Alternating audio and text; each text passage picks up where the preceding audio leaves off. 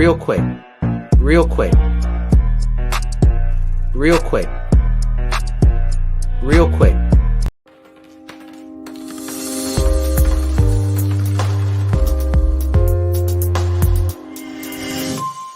The following show is for mature audiences only.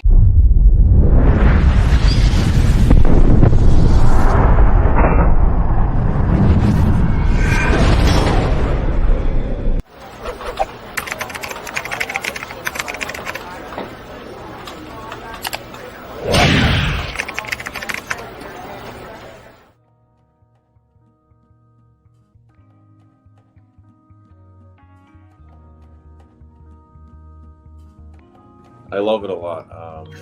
Gave up a lot for it, leaving my family back home in South Africa, sacrificed a lot for it. Missed some weddings, some birthdays, some funerals. But yeah, you have to sacrifice, and I really love the sport, and it's done a lot for me. It's opened a lot of doors for me, given me a lot of opportunities, so wouldn't change it anyway.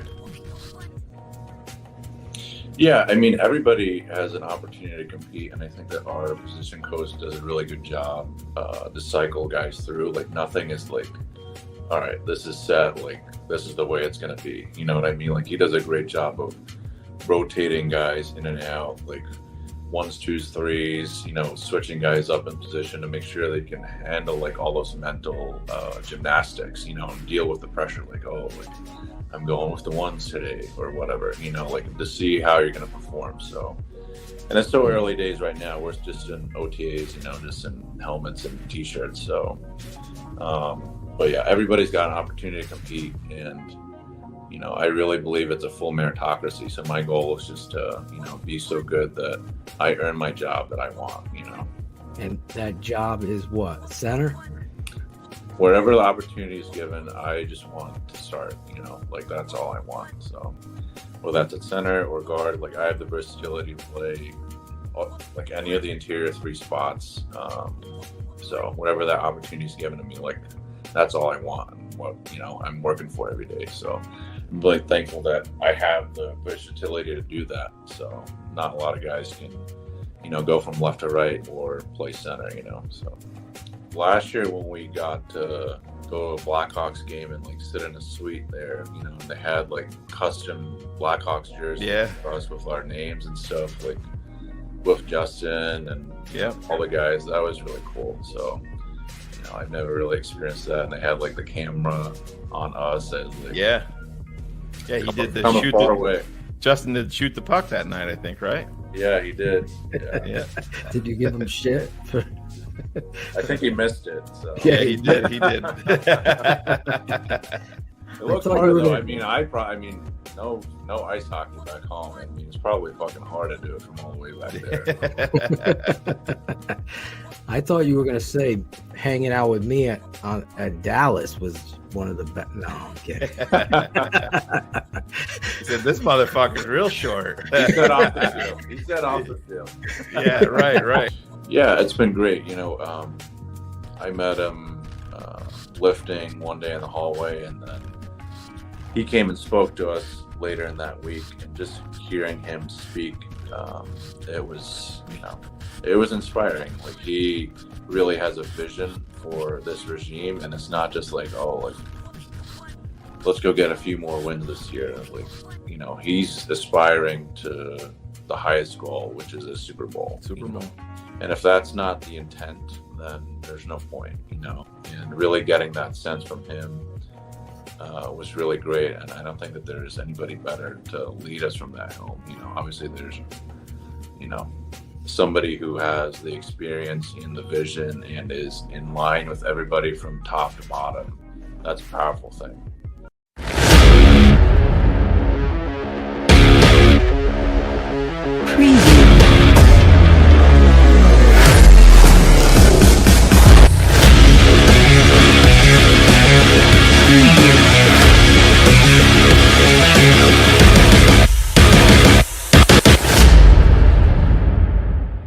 You're on the air, baby. You're on. You did it. You made it. Draft Dr. Phil and the smartest man. Keeping it 100. Chicago's trading up. 100. Yes! What? Here it is! Or just reporting. The tape never lies. Other people drop off, but we still keep rocking. You'll never know how good your football team's going to be until you play with maximum effort.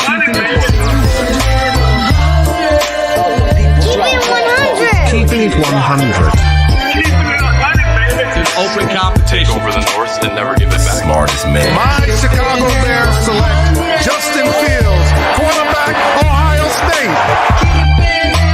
Guess who's back? The two dudes that kept it real. Dynamic duo that you love, the smartest man in Dr. Phil. Breaking down the film, never a problem, kick it straight. Most shows focus on stats, we focus on the tape. We keeping it 100, never running east to west. We coming with that truth, cause that's what our fans expect. Cut off the freaking anchor, forward to be free. But don't you worry, Shane's got the dumbest tweets. It ain't no secret, Phil and Shane got some haters. But now them out stuck like the now-and-laters. Debaters, frauds get kicked like Coach Tabor. Cuts had to be made, we added the barber moderator. Up and down, boys got you double checking. Sad sacks trolling like a fool, drunk texting. Flexing on the truth, cause you know they never change. Real, recognize real, that's what you get with Phil and Shane. What we do when we're breaking down the Bears. Fuck a play or a captain, all of the unchair. The tape never lies. The truth, you see, we laugh, we analyze, so there's no babies like Maybelline. Straight to the truth with acumen and facts. We got a stat nerd, but he's not just giving nerd stats. Car crash, big impact like Trip Sack. Every Wednesday night you got the smartest man and Phil back. Now we know you're smiling like a fat kid with fun dip. We're back better than ever and we keeping it 100. Keep it 100. Draft Dr. Phil and the smartest man. Justin Fields gets outside the pocket, puts that ball perfectly where only Mooney can get it. Keeping it 100. 2 feet. Draft Dr. Phil and the smartest man. Keeping it 100, baby. Keeping it 100. Draft Dr. Phil and the smartest man. Keeping it 100, baby. Keep it 100. Keeping it 100. Birds never lie. Yeah, exactly. Yo, this is Claudia the Barber, and Ivan, yes, I hit that mark, baby. This is TTNL's Keep It at 100, the best Bears show on the planet, bar none. So, of course, listen, we got another great show for you tonight. We got, from NBC Sports and the Under Center podcast, our boy, your boy, Kenneth Davis is going to be on the show. So let's just bring on the guys who would never vacation in St. Louis. Shane, the smartest man, Marsaw, and Draft Dr. Nope, there he is. And Draft Dr. Phil. Just There living we our, are. living our best life, Claude. That's it. Bro. That's it. Living our best. That's it. We're living our best life. Trying, at least. OTAs. Is in the Tell them how it is, McLovin. Trying. Seal. That's good. McLovin. That's good. Right here. McLovin. There he is. Working to get my license. Trying to get back. Jesus. It's been a crazy offseason here so far for the It's been a crazy post-draft. 2 weeks. Oh my Jesus. God. It's been a crazy 2 weeks Yeah. in the sure Atoshin house and the Marsaw house. Claudio hit the mark tonight. I hit it. did. Finally. Took He me did 2.5 the- years. He did the Shout dramatic out pause Ivan, and but not everything. I'm three. proud of him. Nailed it. Yeah. It was a slight pause on my end. Yeah, I he never was know. he was waiting because he's got that weird built-in. Why does it pause like that? I don't know. 'Cause I don't think Honestly, it's his it's fault. weird. I don't think I've ever told you guys when we put on drops or we put on videos, I get a delay on those too. It's very Yeah, weird. so I think you need to upgrade. Yeah, you gotta, Under that you gotta update your Apple Pro. passport. You gotta update your I'm passport, bro. good. Yeah. Maybe you can give it to Shane to fix it. Yeah, I don't Claudio's paperweight. yeah. even He's going to flea markets. He's like, fuck Shane. No. Fuck that. I don't even know where that shit is, man. Honestly. I know, exactly. I'm still looking for it. I'm like, damn, I wish Thanks, I could. Claude. Got So, what's up, guys? Day 5 is in the books. Right? Oh, yeah. Day 5. No Jalen Johnson. No Nate Davis. Again. Yeah, I don't. We didn't talk about it last week. What do you guys think about that?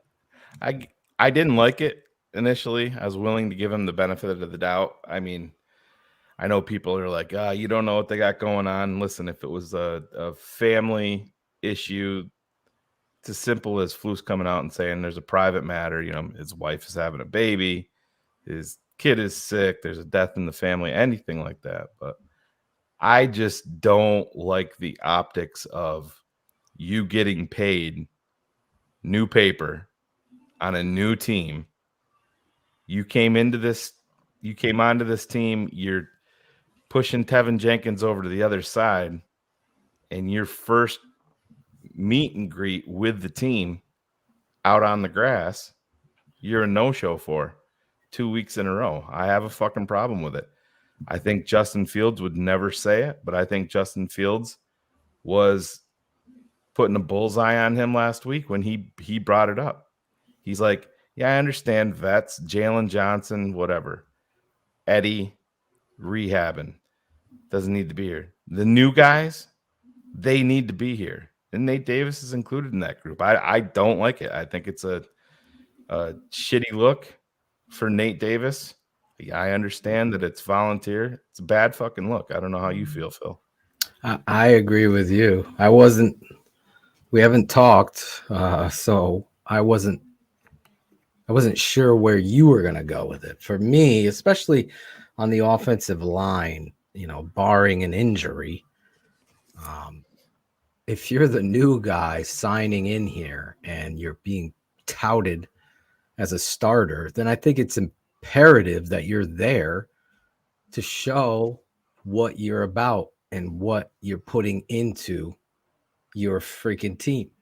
And the reality of that goes a long way. It sends a message to everybody that, oh boy, it's so important to say that, the Bears believed in you. We got a new culture, the worst fucking spelling I've seen of my name yet. I just wanted to get that out there. Ron Dane? Well, the D is next to the S, so yeah, it's actually a silent D, Steven. So yeah, it's good. You gotta watch out for those. Watch out for those silent D's. They'll fuck you over every time. He corrected it. You might have talked about Nate Davis, and then it was like, dang, yeah. God dang. But I'm with you. I think it's selfish in the fact that, you're a professional athlete. I just don't understand. You're new. You signed here. Is this true? This is true right here? His workout bonus is the biggest on the team. Yeah, I don't have those numbers in front of me, but I know how I am, and I understand these guys have, a lot of discretionary income as it is, but under the circumstances in a new city, in a team, on a unit that needs all the time in the world together, being there with Justin, being there next to a rookie, being there with Cody on the other side of him, I think it's a mistake. I do. I don't like it. We'll have to look back at Chris Rabideau is saying. Maybe we'll see what he did. Maybe Ivan, if you could check. I don't know if he showed up for the Titans. I know these things are voluntary, but every coach this side of the pond, especially when it comes to football, if we're an ultimate team sport, we want everybody on the team there. Now, if there's a contract dispute, I think you have some sort of validity and understanding that's part of the game. But when you've been signed to a deal and you've been touted, the day one free agent, man. Exactly. Then the second free agent out the gate for the Bears. It's unfortunate that he's just not there. Maybe he's Now, with I know Thrasher, he was maybe hurt. he's with Thrasher and Jackal. Maybe So he that- ended up. Yeah. Nick's saying he ended Living on his best IR. life. He's saying he ended last year on IR, so let him get 100. So maybe is he Yeah, still recovering? I mean, he showed up to sign that fucking contract, though, didn't he? Pose for those pictures. Yeah, Right. I mean, I There's think other guys- OTAs, he it's is not like 100%. it's not like you know. Other it's guys, full there's contact. other guys that are hurt too that are there, standing on the side. Darnell Mooney. Yeah, You know what I Darnell mean? Mooney's They're there. exactly. Just I show up. just think Just show up. it just listen. It's like going to your favorite restaurant to show off to a friend, and the meal isn't up to par. That's what it's a letdown. No, it's good. But it we're not wasn't saying what, it's not there. It's not shy. It's not. We're not saying that it doesn't matter in OTAs. These guys, it's a offensive line is a different fucking beast. It's a fucking close knit group. It's a fucking family. They go out to eat together. They sit in fucking order of their position on the fucking line. All that shit starts. I think it's bad optics. Even if it's more voluntary. of an optics thing, shy sports fan. To Shane's point, I mean, you heard Cody White here say, "Well, you know, he's with the Titans. They run the outside zone. They run this." But there's certain validity to showing up for your brothers and start building this cohesive friendship that you know you're a starter. I mean, I don't know. I just couldn't even fathom signing with a new team and not showing up for that team in OTAs and setting the tone. You could say whatever. There's a valid point. Well, it's just practice. It's just this. You know, they're in t-shirts and helmets. So it's just that. And yeah, at the end of the day, in September, are we going to be thinking about this? Probably not. But I just think if Nate is listening, there's a reason why you have these things. And I think as a coach, I would like to see you show the kind of integrity, the kind of class, and the kind of leadership that lets other people know what you stand for and why you're going to be there. It just sends the wrong message to younger kids on the team too. And that's really what you don't want to. I don't think it's a good look at all. Just don't. Especially for him. We expected it, especially you, Shane, Jalen Johnson. You see that personality in Jalen Johnson. Like, is Jalen Johnson a part of the future of the Bear? I don't think so.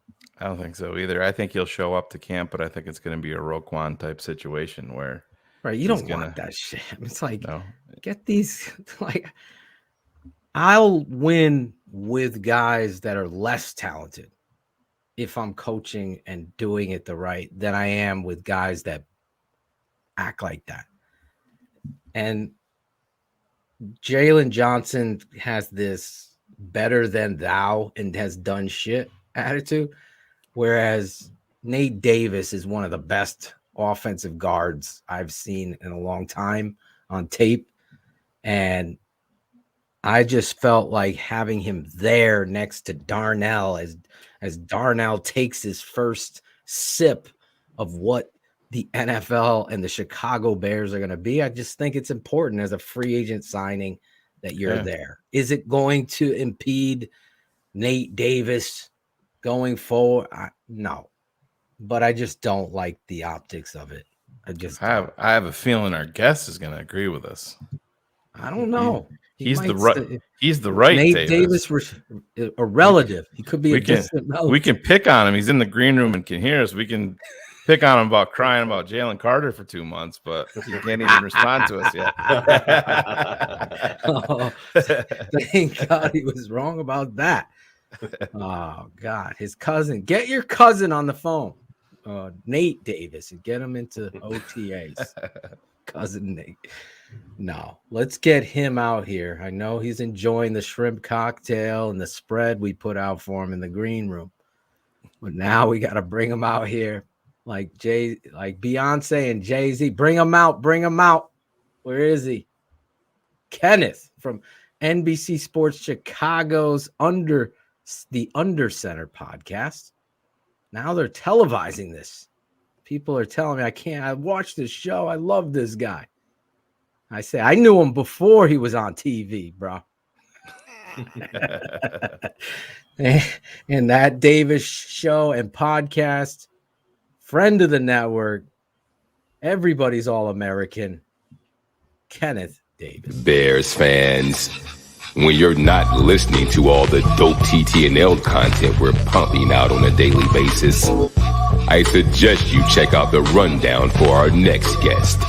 This guy is the new host of the Undercenter podcast from NBC Sports Chicago, the host of the That Davis Show and Flippin' Friends. But tonight, he's going to turn the hosting duties over to Phil and Shane, so he can sit back and chop it up with the fellas and talk some collaboration, Chicago style. TTNL fans, he's Kenneth Davis.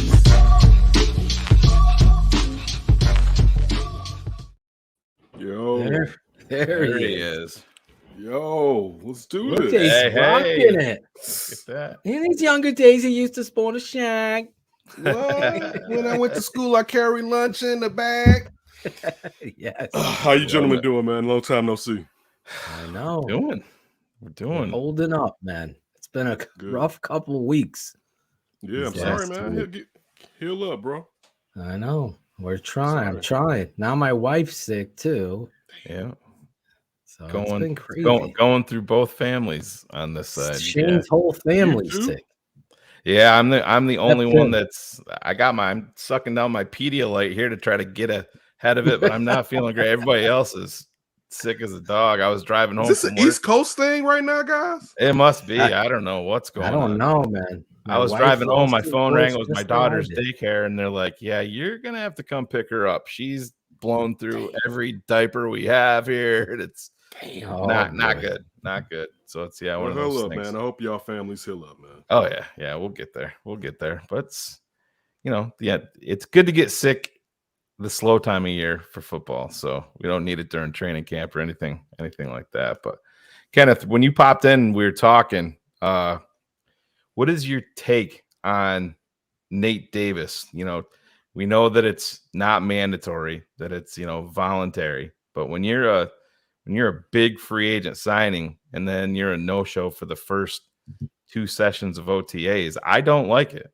I have a problem with it. I don't think it's a good look for Nate Davis, for his group that represents him. I don't like it at all. I know Flus is really restricted with what he can say publicly, but I have a feeling that Justin Fields kind of put his feet to the fire a little bit last week, and he said, I understand some of the vets that are rehabbing and doing stuff like that. Maybe they don't need to be here. The new guys that are new to this team, they need to be here. He wasn't just talking about rookies. He was talking specifically to me about a guy like Nate Davis. You need to be here. What do you think? I don't like it. We can apply this to football or any job. You're new here. All right. So you don't get the same breaks that other guys get in the first place, but also you're learning a new offense. All right. This is an offensive line. You have to gel with the people around you. Now, none of us are saying that he won't be able to gel by missing the OTA, but it looks bad. You're putting your coach out there. You're putting the person that signs you out there. All right. Because you're supposed to be one of the big additions that they brought in. They look for somebody who may not be totally sold on Braxton Jones.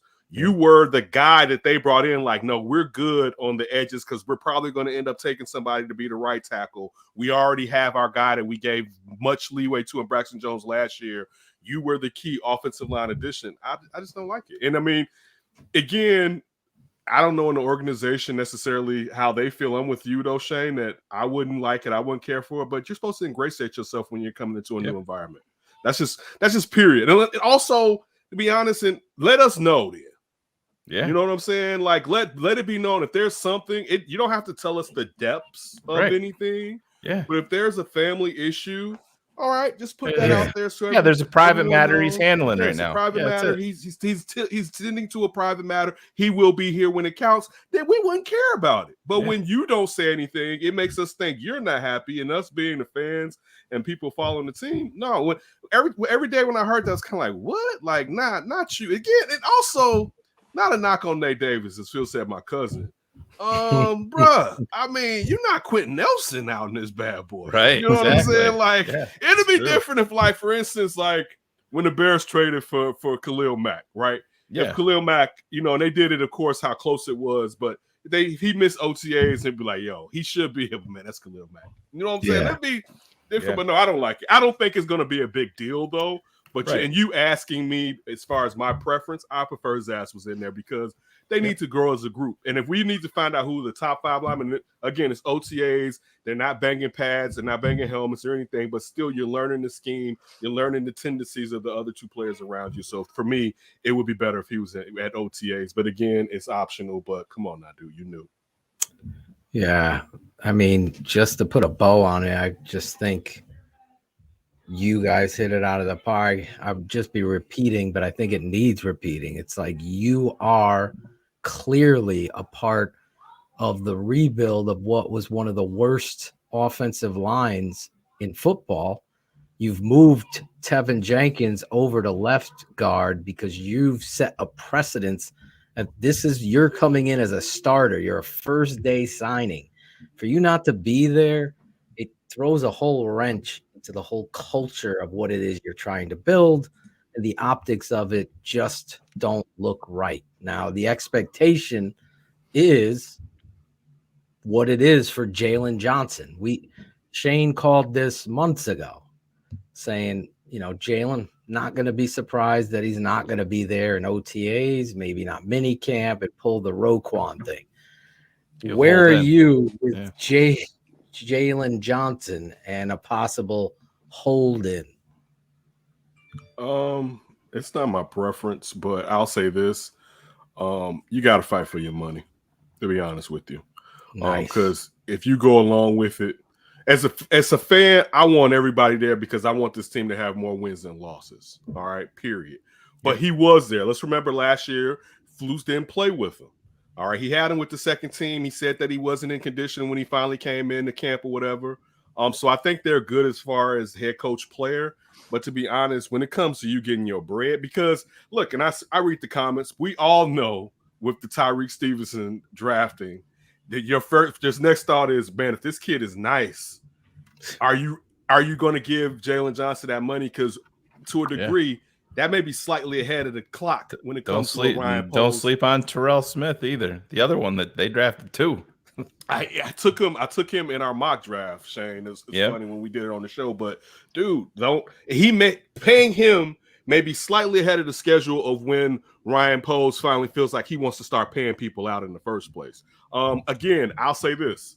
I really like what he's done in the secondary these last 2 seasons. Yeah. It'd be good to see. I mean, he's gonna be here regardless when he comes to camp or whatever. You know what I'm saying? He's got to try to get his bread. Let's just be honest with it. He has to try to get his bread because if he's like, you know what, guys, I don't care. I'm just gonna come to camp. They'd be like, oh, bring your ass in. And then next year it'll be like, yep, all right, kiddo, get up there. You're taking his position because we're not going to pay him top cornerback money. And that's another discussion for another day. How much are you, let's just say if he stays, how much would you pay him? Because he's tier 2. You know what I'm saying? He's not tier 1.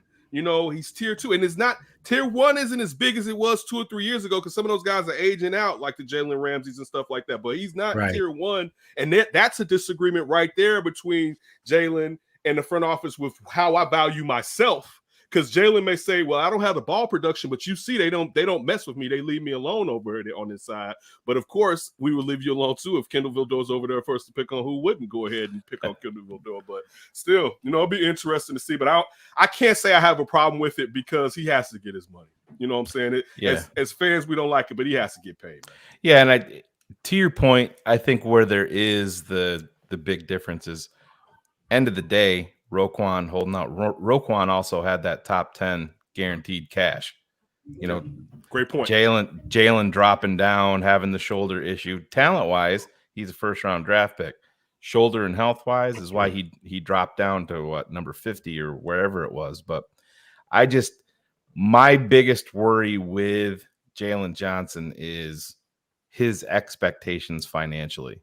I'm not sure if they're going to be in the same stratosphere with what Ryan Poles and Ian Cunningham are willing to go for him. And Eberflus, is he going to be the guy? Because listen, I know it was only for a day, but he sent a message to him last year when he came back.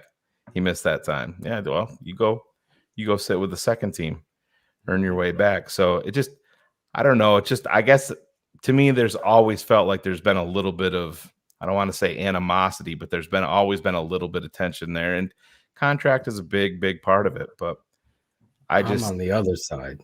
I thought you were saying that you felt like he's got to get his bread by being there and showing that he is, because I look at him on tape and I see cusp of tier 2.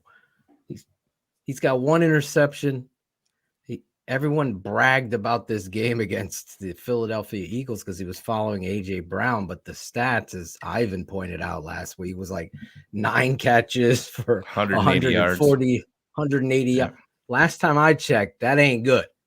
That ain't good. You might have held him out of the end zone, but you didn't lock anybody down. Now, he's not a good tackler. He's injury prone. He has an attitude. He thinks he's better than he is. These things to me are like a game of fucking Connect 4. I'm keep hitting this. I'm one away from, okay, you're competing to play, because these young bucks are going in there. This kid Stevenson is the real deal. This kid is a guy that does not lack confidence and physicality. And when you get that in a cover 2 scheme and you get on the edge and you have speed and length, then you're going to show out. Now, I listened to Kyler Gordon today, and you could sense, I don't know if you heard him, Kenneth, you could sense his love to play corner versus nickel. Like, that kept being alluded to. He kept accidentally saying it, alluding to it. So I don't know what their plan is for that position, but the Jalen Johnson just seems like a headache now to me. I would not pay this guy. He would have to come in here and show me a season of consistency so I can say, yes, we're going to make it. I mean, you don't pay guys that have 1 interception. I mean, it's just not. And it isn't because if you look, I mean, numbers are going to lie. There's opportunities where he's had his hands on the ball and he's dropped it and not made plays for his defense. And that's where I am with this kid. I don't see, let's get this guy. Him and Cole Kmet are 2 guys that I don't see, okay, we got to get these guys back. Darnell Mooney, to me, is a must resign. These other guys, Jalen Johnson, to me, average.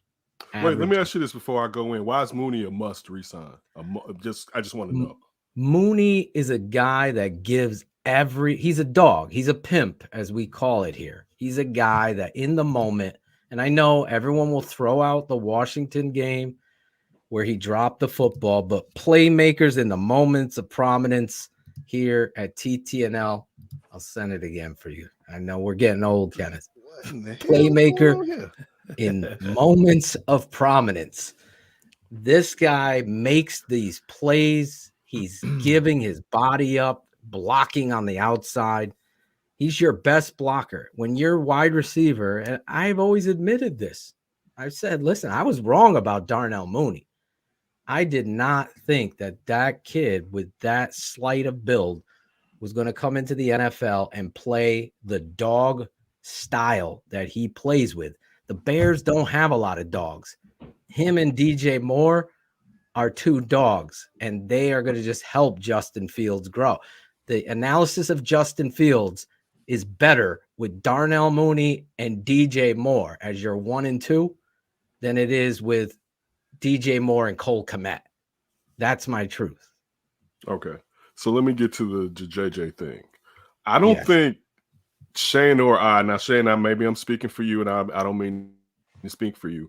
We're saying, yo, they need to pay Jalen Johnson. That's not what I was alluding to. Yeah. Okay. I was alluding for him to do what he needs to do. He probably has to go about it in the manner that he's going about it, because I think all of us view that he may not be here. So if they're going to send your ass on the way, you need to kind of push their feet to the fire to see how they really feel about you. So are you guys going to extend me or not? So one, I know he has to come in. He has to come in and get accrued this next year regardless. And I don't think he's going to do something silly like wait till week 10 to get accrued this next year. So when we're talking about, because what's the objective here? Now, me personally, he hasn't done enough where I'm upset about any animus between him and the front office. I can care less about that shit. You know what I'm saying? That's not that out of their grown people. Look, people you're cool with at times, you bump heads. And I'll be honest with you, that's how you really know if you're really cool with somebody, if you all can move past it or not. If you're just paying tiddlywinks all the time, you probably not really as cool as what you think you are. So for me, when I'm talking about, I mean this year, if Smith is going to, if we're already saying that they drafted 2 starters, great. All right. One, I didn't like the way they played with Gordon last year. My thought was leave his ass on the outside. Don't bring a kid in here as big as he is and be like, yo, we're going to force you to play nickel. All right. But anyway, getting back to this Jalen part, it's more about this. It's more about this season.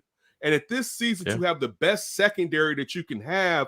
You shouldn't have a second-year player at the slot and then 2 rookies out on the edges. So that's really where I'm at. It's not about where I feel like this about Jalen. I think Jalen is great. No one said that here whatsoever. But if we're talking about having the best year possible for the Bears, I think Jalen Johnson is a part of it, unless you're going to trade him and get something back that can justify moving on from him. But still, you're going to have a dent in your secondary, and your secondary is one of the strongest part. It's probably the strongest part of your team right now. Oh, it is. That's where, that's where I'm at when it comes to Jalen. I don't think he should be paid some exorbitant amount of money. Was what I was leading to, where him and the team may not see eye to eye, because he may view himself like, yo, I want to get this type of money, and we know Ryan Poles will be like, son, that's not how I view you. Just the same way he did Roquan Smith. So that's my whole thing with the Jalen thing. Yes, let me ask you this. Pause there, because I just want clarity. Because I think by staying out, you're doing the opposite of them paying you, because their whole device, their whole train of thought, the definition of who they are is togetherness and team and that kind of stuff. So for you to sit out OTAs to kind of hold these people, I think you're doing it backwards by showing up and showing them you're buying in. I think you're going to help your case of getting paid, because at the end of the day, your performance is going to set the precedence. I think if you go ahead. How many years have we watched players, particularly players you want, hold out and everything is fine and hunky-dory after they come to some resolution as far as is he going to get paid or is he not going to get paid? Now, as far as togetherness, that sounds good. You know what I'm saying? But the guys are still individual contractors. You know what I'm saying? I'm not saying you don't need chemistry on the team. But let me say this. Most players want you to get your money. And they know, I give a player's name in general out on the East Coast who he turned me off so bad that when I see him to this day, I'm still like, Tiki Barber. When Michael Strahan was holding out with the Giants, and Tiki was like, he needs to sign a damn contract. I remember as a young person, I remember if I was a kid being like, what the hell is he doing talking about that man's negotiation? And you're a player. You stay out of that. As a player, you know he has to try to get his bread. Also, Phil, let's look at it like this way. Let's look at it like this too. So who has been paid that Ryan Poles didn't draft yet an exorbitant amount of money? So it's not just on Jalen Johnson to prove I'm part of the Kumbaya team. It's a part of the front office to prove that you really care about us players that you didn't draft also. So it's twofold. And I'm not gonna pick the team side of it when for years this is going on. I'll tell you this. You know what it really is? I agree with you or not? If you like the player, you like give him his bread. If you don't like the player, you like, man, what the hell is he doing? Right? Well, I think he already has set this tone that he doesn't buy in, so to speak, and he has this belief that he's better than he is. So if that's the case, you prove that shit on the field, like you said. I think you do a disservice to getting paid by not showing up for Eberflus, and you're already under contract, and you're a professional. I think where you run the risk, I think more so than anything, what you have to look at is, and this is part of me defending Jalen Johnson here, is if there is an interest from Ryan Poles and Ian Cunningham to extend him, if he shows up to a voluntary practice and tears his Achilles, then they're definitely not going to extend him.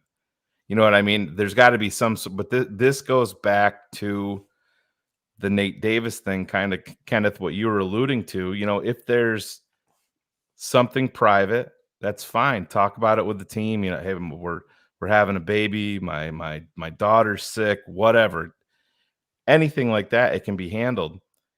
If they were in negotiations with Jalen Johnson and getting semi-close on a contract, they can just come out and say he's got a private matter. He's not going to be here. We'll see him, you know, in mandatory camp or anything like that. I just, Phil, we've talked to the same person, and we've heard that Ryan Poles has no intention of offering Jalen Johnson an extended contract whatsoever in Chicago. And if we've heard that, he's heard. It's very likely Jalen Johnson and his group has heard that. Right. So that's probably you don't even want me. You don't even want me, but you want me to give you all of me, right? Like, no, Phil. Listen, you gotta be like John Legend, and you come in there and you sing that song, all of me. You gotta come in there and you sing, and you let Ryan Poles know. And that's it. Look, this just is prove people wrong. Like, why do you want to prove people right, Jalen? Like, if I was his agent, I'd be like, get the fuck in there and show everybody that you're not about whatever they're thinking, and then play your ass off and be a legend. Be a legend. So you shit in your hat and get the hell off the field. If he's gonna be what you just said, he's gonna either be that regardless or he's not. Yeah. You know what I'm saying? Like, because I think this is more a preference thing. You know what I'm saying? Like, because listen, he's gonna play this year. He's either going to outperform what they think, and then the pressure we put on Ryan Poles by the fans. If you get a Kyle Fuller situation where it's like, oh man, and now it's not a fifth-year option because he was a second-round pick. But if it's still a situation where it's like, damn, Shorty balled out that year, and as far as now, he had 4 interceptions this year. And you can say, well, they can go to the rookie, but still, it's like, dog, that's 4 interceptions. This may be trending up. Then he puts the pressure on Ryan Poles to go ahead and re-sign him. But as far as who's there, who's not there, it'll be different if I felt like he was a bum. Like, the real problem with him may be limitations, but also injuries, because that shoulder always keeps popping up. You know what I'm saying? Yeah. So if it was a bum, I'm with you, Phil. I'm like, man, get you a bum. Get your ass in there or whatever. He's not a bum. You know what I'm saying? He may not be, and this is one of those things too, where sometimes, like, when your team has the option to sign somebody, and my first thought is, man, I don't want to sign him because in 2 years, I'm going to be like, damn, they got all that money wrapped up in this so-and-so. He could end up being a guy like that where you still saw where they signed him, but then when the money is stretched tight, you're like, damn, Jalen Johnson has all that damn money in his contract, right? He could end up being that, but he's not a bum. So when it comes again to him being there or not, they can't even get a guy they just signed off the street to show up. Yeah. I don't get that, but I get what you're saying too. I think it is OTAs. Yeah, I think Kenneth, speaking of bums, is the perfect segue to Jalen Carter, so we can get into that. I love this. Let's do this. There was no way on God's green earth ever in the history of this network would we sign off on Jalen Carter. In fact, we would honestly throw our computers and the whole show off. This was based on tape back in not February. Even off the field, Kenneth. He was the first guy we broke down. Now, I'll give you my father. There's plays Go ahead. where he looks like a fucking alien. You're like, whoa. But then that's in the first quarter, and then I'm in the fourth quarter, and I'm like sitting there with my popcorn, being like, "All right, where's the sequel? Where's the next one?" There's not enough there for me with Jalen, and it gave me it put the fear in me of anxiety. Yeah, it did. It filled me with anxiety. Because there's Skoronsky and Carter were like, that's the best part. That's the best part of sports in the future. Man, if they do this, is going to all blow up. Yeah, I felt anxiety just thinking of them doing Jalen Carter a draft pick for the Chicago Bears. Let me give you the history of this. Let me give you the history of this. All right. Yes. So going back to January, maybe before, because we've been talking draft since November, easy. Exactly. Thanksgiving Day. Yeah, the record, just due to the record, we've been talking draft.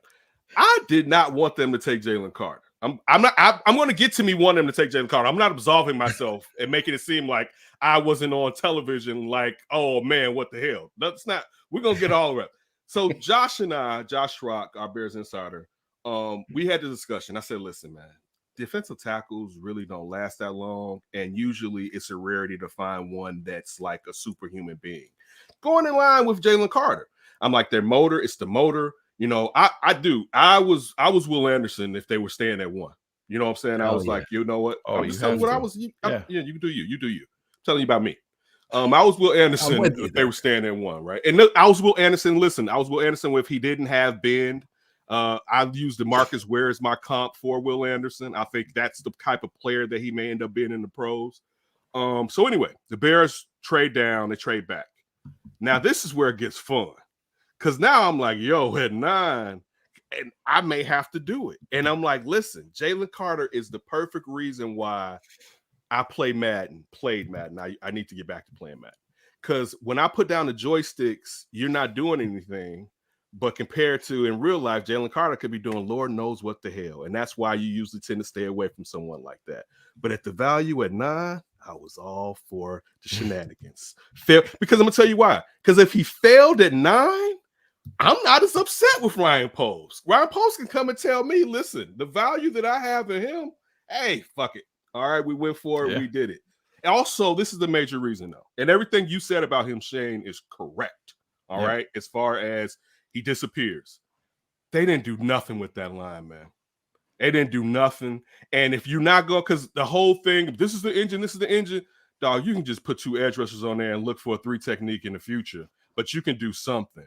So for me, when they weren't doing anything, Phil and Shane, it was like, you know what? Even if he doesn't have the motor that I would desire, I know that he's going to be disruptive at times. And that's why at 9 draft night when he was falling, I was here for the job. Darnell Wright was my guy, even though I wanted a left tackle because I talked to you about Braxton Jones. But out of the tackles that were there, he was the one that to me did the best job of blocking. You know what I'm saying? Like he held onto his blocks clearly the longest. So but I didn't want a right tackle. I wanted to move Braxton's ass. So that's really where my thought process was and where it went and where I was at. I was with all the fuckery. Come on. my biggest thing, Kenneth, was when you're first initial presser as the head coach of the Chicago Bears, you're telling guys to, get their track shoes ready and, the hits philosophy. Let's be honest, beyond Justin Fields, this is your centerpiece. This is the piece you're putting in the center of the table that when everybody's over for dinner, you want them to look at this piece. Jalen Carter would have been, he's the first round draft pick as Ryan Poles as general manager. I don't know how you sell hits philosophy to 52 other guys when Jalen Carter is no part of him is that. I'm not even talking about the off the field stuff yet. Mm-hmm. On the field, this guy at Georgia, you're an Alabama guy. They couldn't even get this kid to fucking practice during the week. Begging him, pleading him. Nope. Wouldn't even practice. They're lucky enough that they're Georgia where they're loaded. It's same type of deal with Alabama. Next 5-star is up. But to me, it made no sense. And this is the way that I looked at it. Before all of this started, it was when we got the number 1 pick, everybody to a man. It was, all right, who's it going to be? Is it going to be Will Anderson if we stay? Jalen Carter. As soon as, if they couldn't live without the most important piece of their defense, Jalen Carter as the top end talent, to me, they never really had any interest in him at all. When even with everything that they got back at number 9, they dropped down to number 9. Everybody knows it fell off a cliff after Jalen Carter. I know Phil was a lot higher on the kid that went to Tampa. Elijah Cansey. Yeah, Elijah Cansey. Be a better NFL player. But I just don't think he fit this philosophy, this team where they are right now. Fits Philly. Oh yeah. Who's going to hold him accountable here? Nobody. Everybody knows that money. Money the speaks. Perfect place. He walks in. He walks into that locker room with $23 million guaranteed. And do you think that DeMarcus Walker as a free agent can be like, hey, kid, you better show the fuck up? Man, that's not going to happen. Philadelphia has Fletcher Cox. Philadelphia has Brandon Graham, all those guys. I think it would have been toxic here.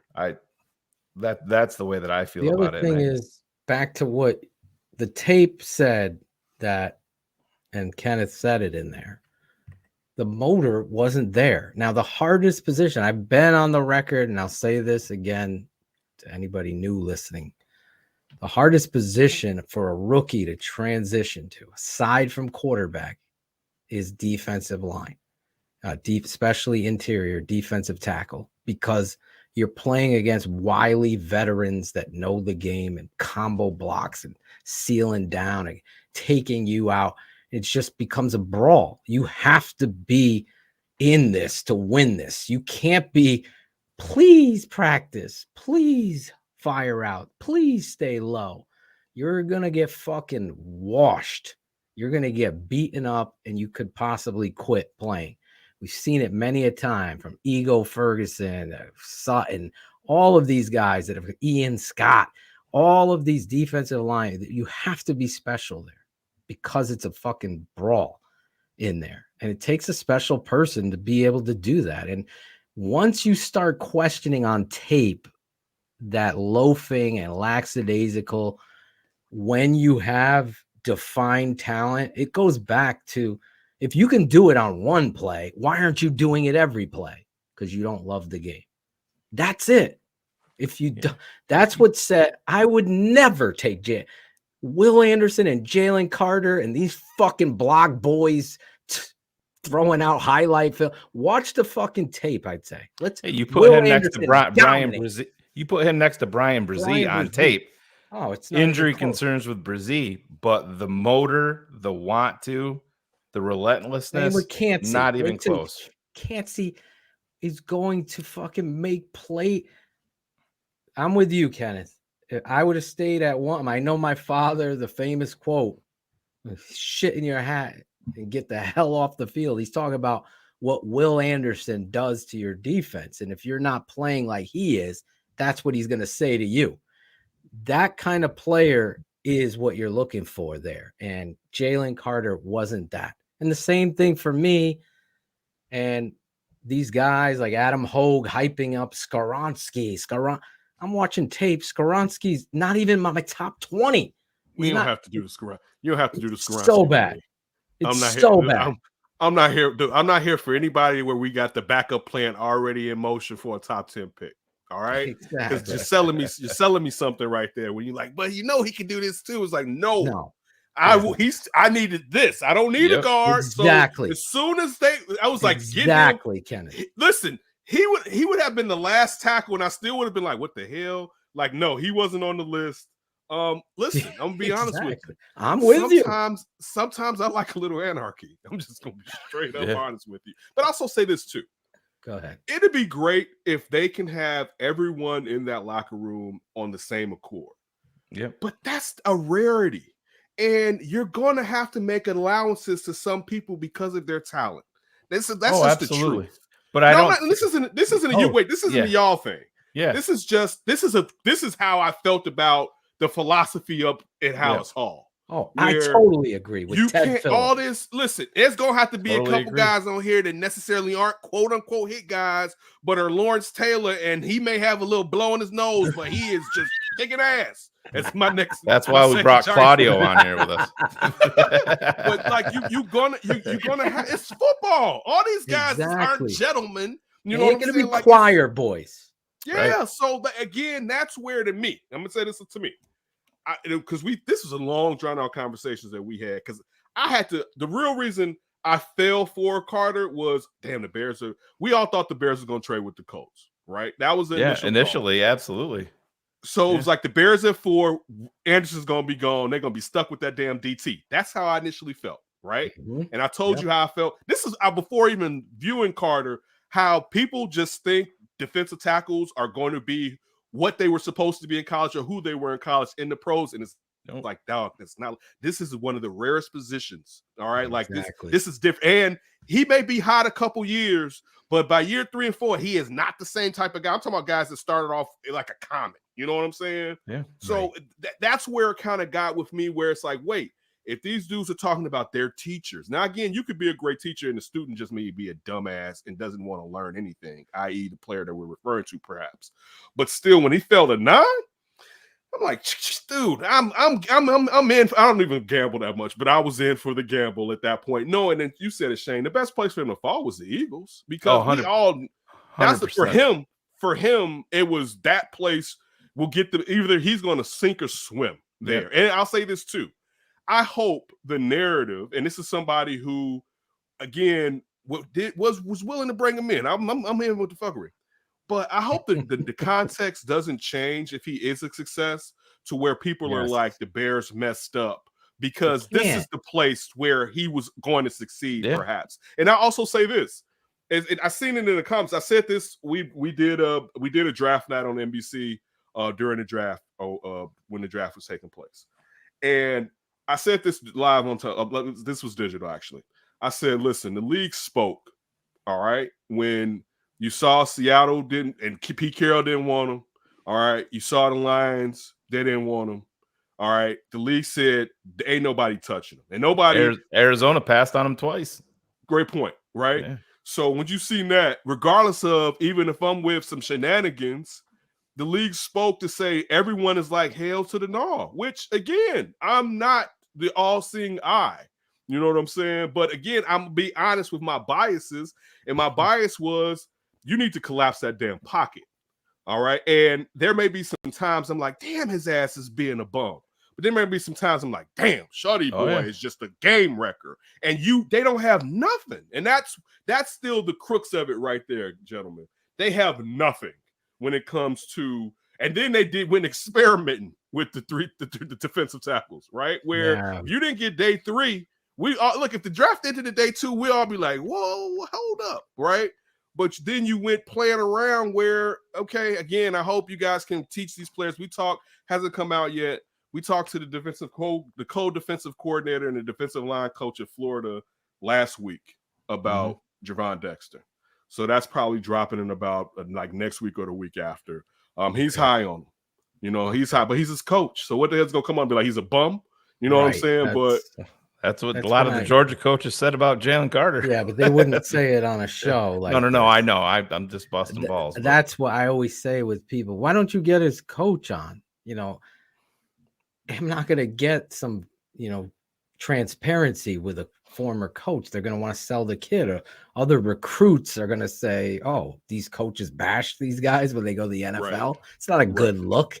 Can't do that. You want to you want to talk about Dexter, talk to fucking Florida State coach. The offensive he raved about Pickens. He raved about Pickens too. I'm not a big fan of Javon Dexter. I've said this many times on this show.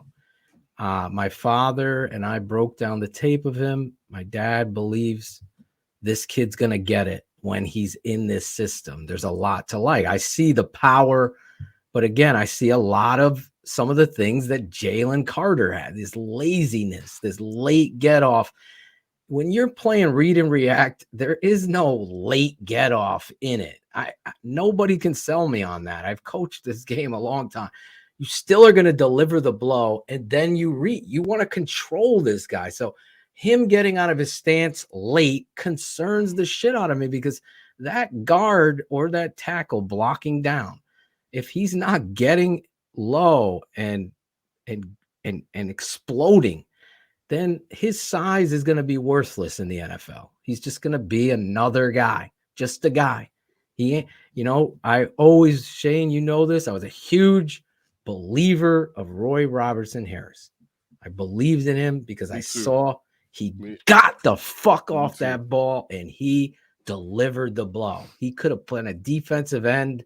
I don't know what they were doing with him.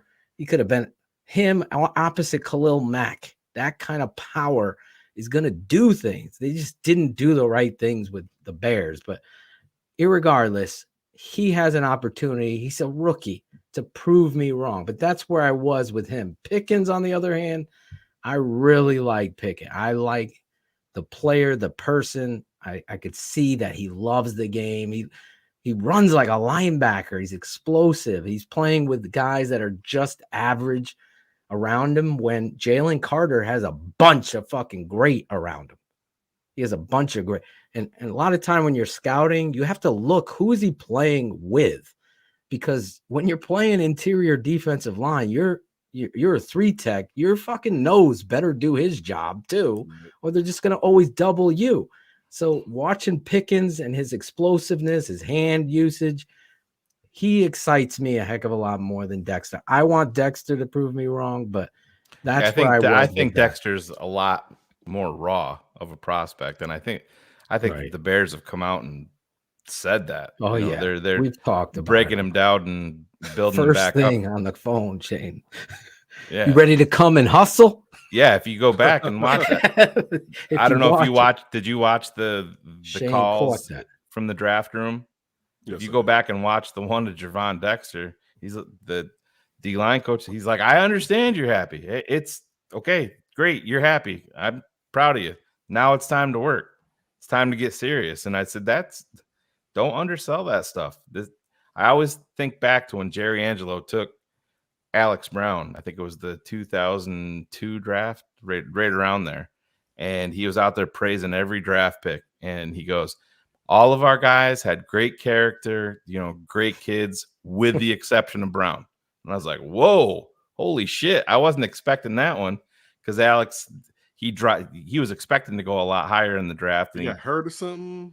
Yeah, I think they had him bulk up or something like that, and he didn't put up the numbers. The Bears had him bulk up. The Bears did Dick too, Duran to Lovey. So Lovey had him lose weight to play, so he wanted them to play lighter. Yep. But Dick Duran wanted those ends to be more run stoppers than guys that are flashing off the ball like that. But I think that there was something, I forget what it was. I can probably go back and find it, but it was disciplinary thing that happened. It was so I wasn't expecting it, because I said this will be another good transition, Kenneth. We were sitting here on day 3, and the Bears have the first pick, and then they trade down from 101 to, I think it was to 115, and they select Roshon Johnson. And I've been doing this a lot of years. I know Phil has. I know you have, Kenneth. I have, and I'm a Roshon Johnson fan, but I have never heard the praise laid down on a 4th-round draft pick.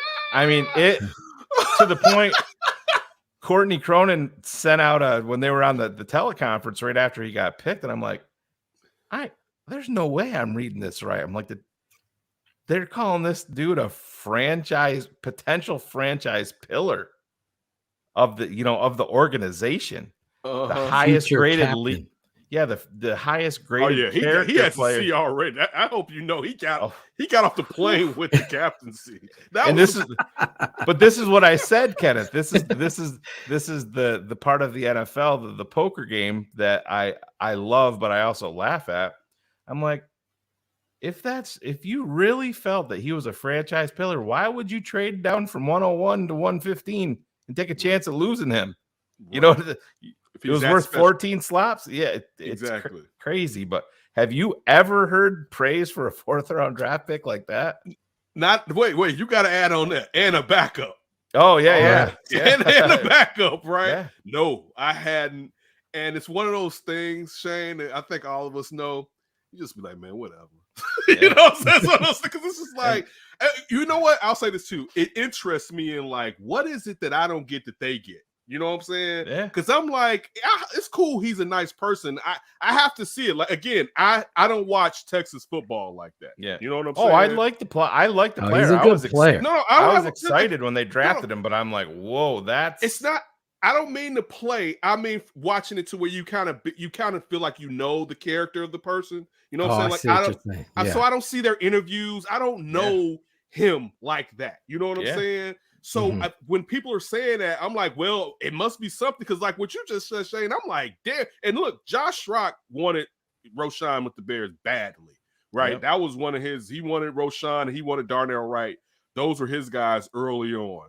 Look, I hope so. You know what I'm saying? But yeah, they put it on thick, and it was like, I guess what? so. It's like, okay, what's the plan here? Because it's like y'all already have his life is a Bear planned out already, right? Like at this point, he like after next year he's gonna win the Walter Payton Award. Like how is this? Like it's already set up, because like you're already selling it so hard. Just tell me that he can ball out, right? That he can fit some of the places and do some of the things that what Monty did. You know what I'm saying? Like, give me all that stuff. But when you just tell me like this is one of the greatest gentlemen, again, that's what I wondered if Monty didn't play into it, because he was the ultimate locker room guy, you know, leader, putting it all out there. I part of me was like, this is, you know, leadership wise, this is they're trying to put him into that spot. And not that I love Roshon Johnson. I was like, if you see me when they made the pick, I was excited, but then all those comments started coming out, and I'm like, God damn, this is a fourth round draft pick. I was like, wow, wait, they really said that? Highest graded character player Courtney Cronin ever scouted. Yeah, franchise highest pillar. graded character they ever scouted. You know what though? You know what's interesting with that though? So character, what does character? I mean, I know character means something. I think all of us are character guys, but the point I'm trying to make, the highest rating of character gets you in the fourth round, though. You know what I'm saying? Like I'm just saying, because he was behind an elite talent at running back. I think it's story. I think the transfer portal plays into it. He didn't obviously transfer. He was the alpha.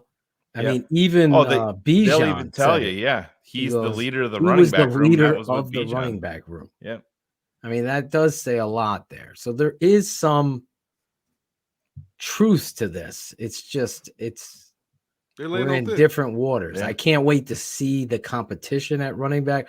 I think Deontay Foreman is going to be the starting running back day one. That's my belief in that. But that's a story for another. Better way to go too.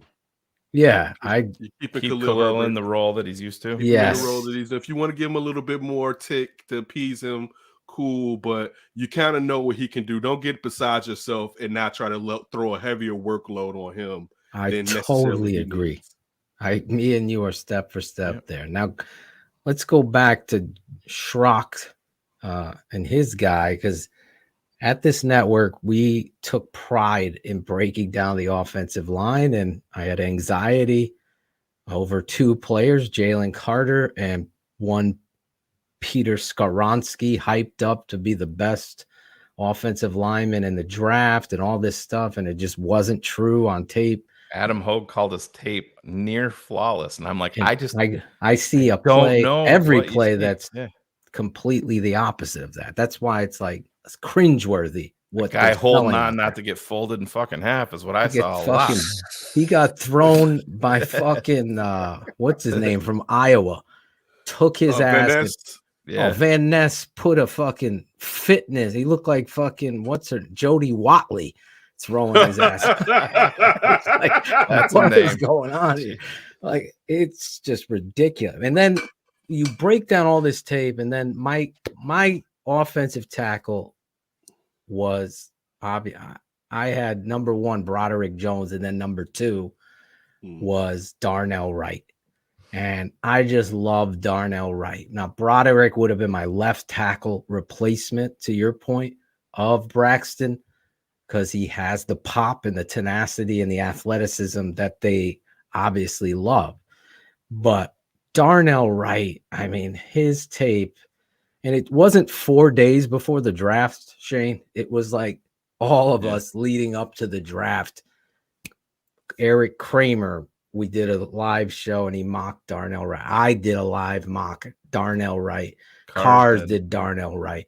We all were in unison. My father, like, you can't go wrong with Darnell Wright. That's got to be your pick. The big Steve Edwards. Love Darnell Wright. Love Paris Johnson, who obviously wasn't on the board at the time. And DeJuan Jones from Ohio State. Those guys, those 4 guys, you couldn't go wrong. And the Bears, and I'm stealing from big Steve Edwards. He's like, I'm fucking tired, Phil. And I'm paraphrasing. We haven't drafted a pillar piece on the outside since Jimbo Covert. Here you are at 9. These guys are going to be pushed down and you're going to have your fucking choice. And I go, it better be Darnell Wright. And there it is. And I can't, you were there live with us when I'm like, give me a tackle or give me death. Right? And they moved him to Tevin, guard. And they move him to guard. I'm still fighting for him. Then they playing with him. Dude, don't get me started. Don't get me started. Don't get me He started. should be at left tackle. Can you imagine left tackle Tevin, right tackle Darnell Wright, and now you have anyway. Yeah. Camp will figure this stuff out. I don't know anything about SEMO, and I hear SEMO this. He's the greatest ever. Oh my God, SEMO! I'm like, he's the great. I'm watching I'm watching tape. I'm like, he's a C schmo, is what I see. I don't see this coach teaching, but I'm going to give him the benefit of the doubt as they move forward. Oh yeah. Also, they gave him some trash though. That's what they're going to say. They gave him. You know what I'm saying? I don't know what happened to Larry Borum. Larry Borum is the mystery. Dairy Queen at night. I don't know. Yeah, he was about 30 pounds overweight at one point last year. I know his mom's probably watching the show and trashing us on Twitter right now, but that's just the fact. He did not. He was out of shape big time. He did not play in shape, but he also, Shane, and my father loved Larry Borum, Miss Borum. He said, look at the feet. He's got the right attitude. You saw him. We broke down his tape against Alabama. He was firing out, playing with an edge. There was a game. He's playing right tackle, and he's just getting mauled. He's just getting pushed. Then they put him at guard. Remember that experiment? And he's getting mauled again, and he's just not fighting back. Like his personality was deflated. So hopefully he, remember there was a tweet that he deleted, and people were speculating draft night. There was no reason to speculate. It was 100%. No, they were speculating. He was talking about the draft, the Detroit pick. Remember? Yeah, he did a LOL as soon as they announced Darnell Wright. He sent out the LOL. He deleted it. And deleted it. We said on our network, if he was talking about the Detroit pick, he wouldn't have deleted the LOL. Yeah. So, exactly. So go out there, big fella, and fucking compete and be the person you are. So Darnell Wright, let me ask you this. Would he get a fair shake? Because one thing with this organization, they're not giving fair shakes out to guys that they didn't bring in. I think he's already gotten his fair shake, though, Kenneth, at this point. No. Yeah, I'm with you, but to the point of what Phil was saying, and see, this is the thing. When we're talking about, man, go out there and bust your ass, and it's like, but they let you know who they like. Let me ask you, because this is me and you, and I'm getting goosebumps for real, have been that same. But we created a T-shirt and a slogan: performance over politics in Chicago. It's never been that because of Ted Phillips and the small town mom and pop pussy show that was the Chicago Bears front office, focusing in on fucking soccer moms instead of looking at football being the priority. I don't care if, play like a champion today, Chris Zorich. You slap that. The Bears should change the whole fucking mantra. I don't care what school you're from, how much you get paid, or where you were drafted. The best will play here, and smack that every fucking day you go out on the practice field, because that's what the Chicago Bears should stand for, Kenneth. They have not proven that. Does Kevin Warren come in here with Ryan Poles and kind of say, because every person he called, you ready to win a championship? Yeah. He has been. Larry Borum could have the best camp ever. He ain't starting over Darnell Wright. That's it. I mean, then you find a motherfucking place for him. No. I think if he plays that well, I think he has a place on the team. But if he plays better than Darnell Wright, then Darnell should be on the bench. That's how that's how it should be done. Yeah. Okay, look, it's year 2, so maybe last year you're looking at some people keep forgetting they ripped this bad boy to the studs, right? Yeah, right. But we talked about him already, Tevin Jenkins. Where again, I don't know if Tevin did something that I just don't know about. You know what I'm saying?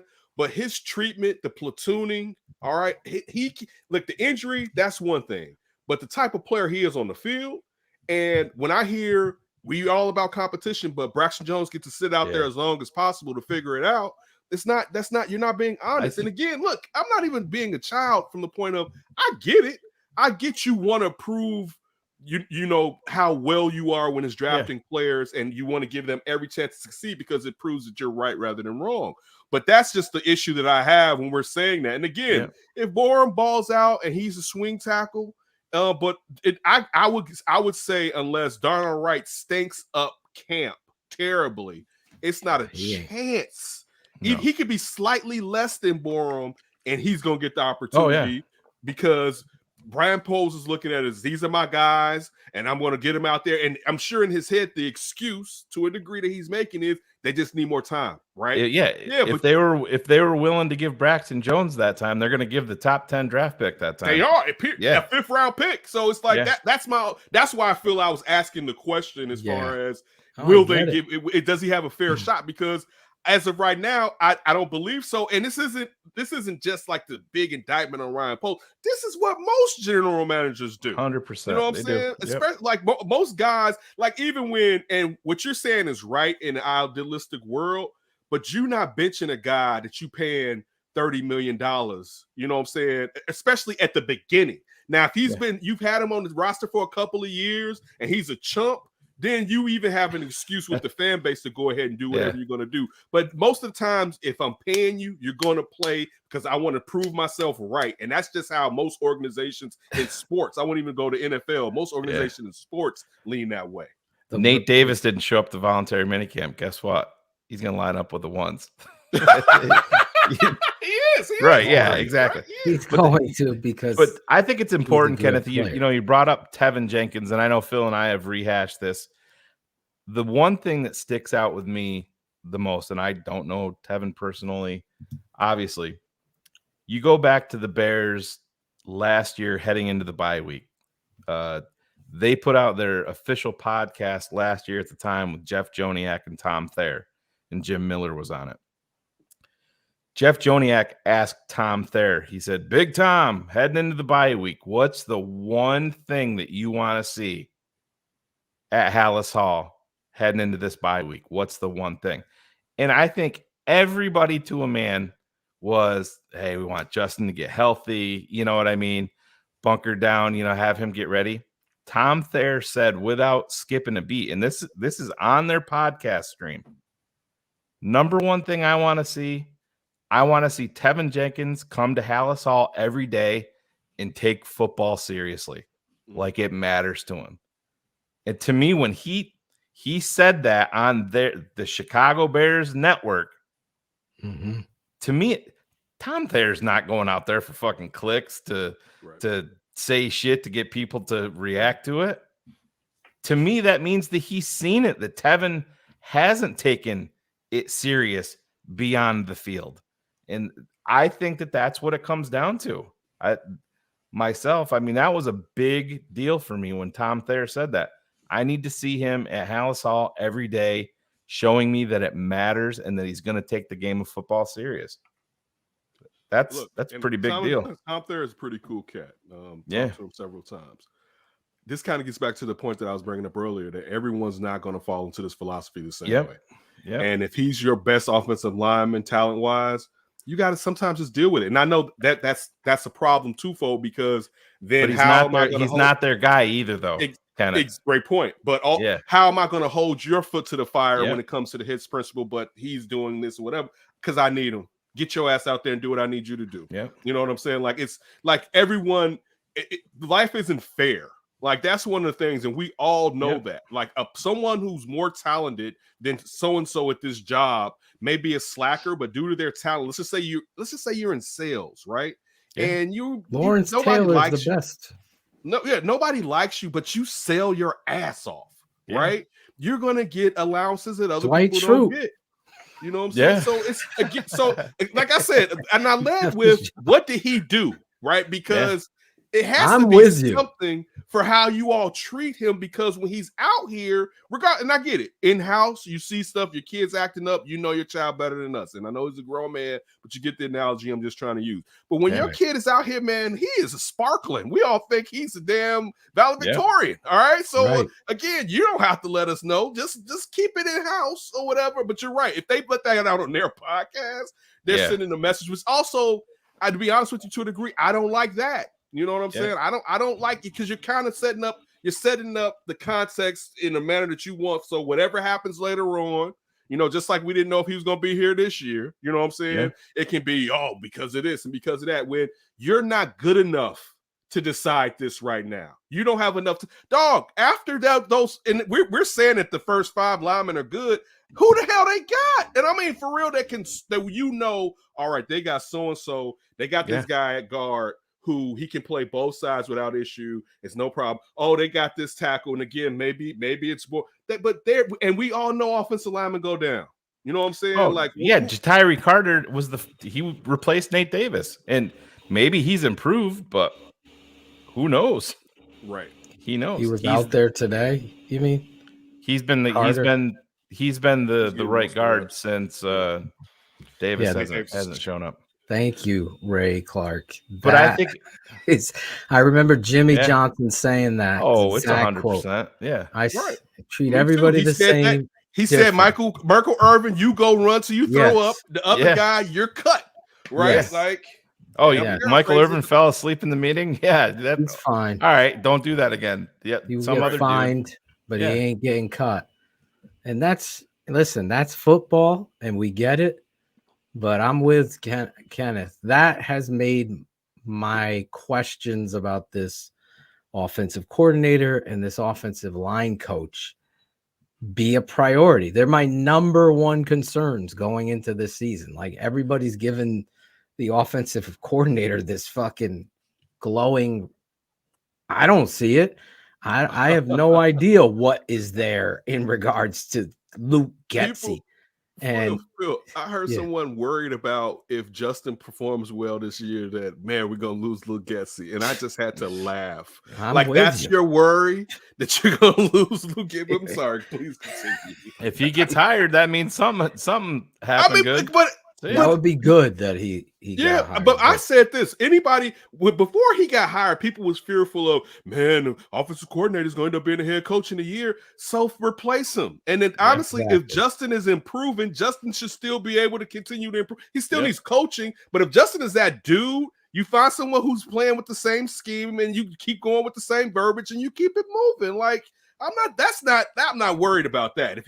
Listen, do you know how well he has to call games compared to last year, this year, if he's going to be the hot offensive kid on the block? And you think I'm going to be like, don't do it as well because I want you to hang around here. No, get your ass out. This proves management. You should be able to replace him. All right. Yeah. Like, unless what is he? I was about to say, unless he's Sean Payton. Then I caught myself. You know why? Because Bill Parcells had to take back the duties of calling plays in Dallas from even Sean Payton. So everybody takes steps and lumps and stuff like that. But you get the point that I'm trying to make. I'm with you 100%. Let me ask you guys this, and I think this is probably an interesting exercise, talking about Ryan Poles and Matt Eberflus's guys. So take Khalil Herbert, Cole Kmet, Darnell Mooney, Jalen Johnson. Out of those guys, who gets re-signed, or do any of them? Darnell Mooney, receiver, tight end and a receiver. You can propose like Kmet. I think Phil and I are on different ends of this. I think so Kmet's going to be a done deal. I don't. Yeah. If that's the question, Kmet's that ink is drying. Yeah, I agree. It's a wrap, Phil. You may as well let that go. Show me him play. Him and Tunyon are auditioning for who I'm going to sign. That's how. If I'm the GM, that's how I play this, because I just don't see Cole Kmet hop, skip, and a jump. Cole. He's improved every year in the league, man. Every year in the league. It's done. He's going to get re-signed. I agree. Yeah. Arlington Heights kid, he's going to be he's getting an extension. I totally agree. I would totally pay Mooney over him. And listen, Chase Claypool, and there's a lot of questions, and this is obviously a huge year for him.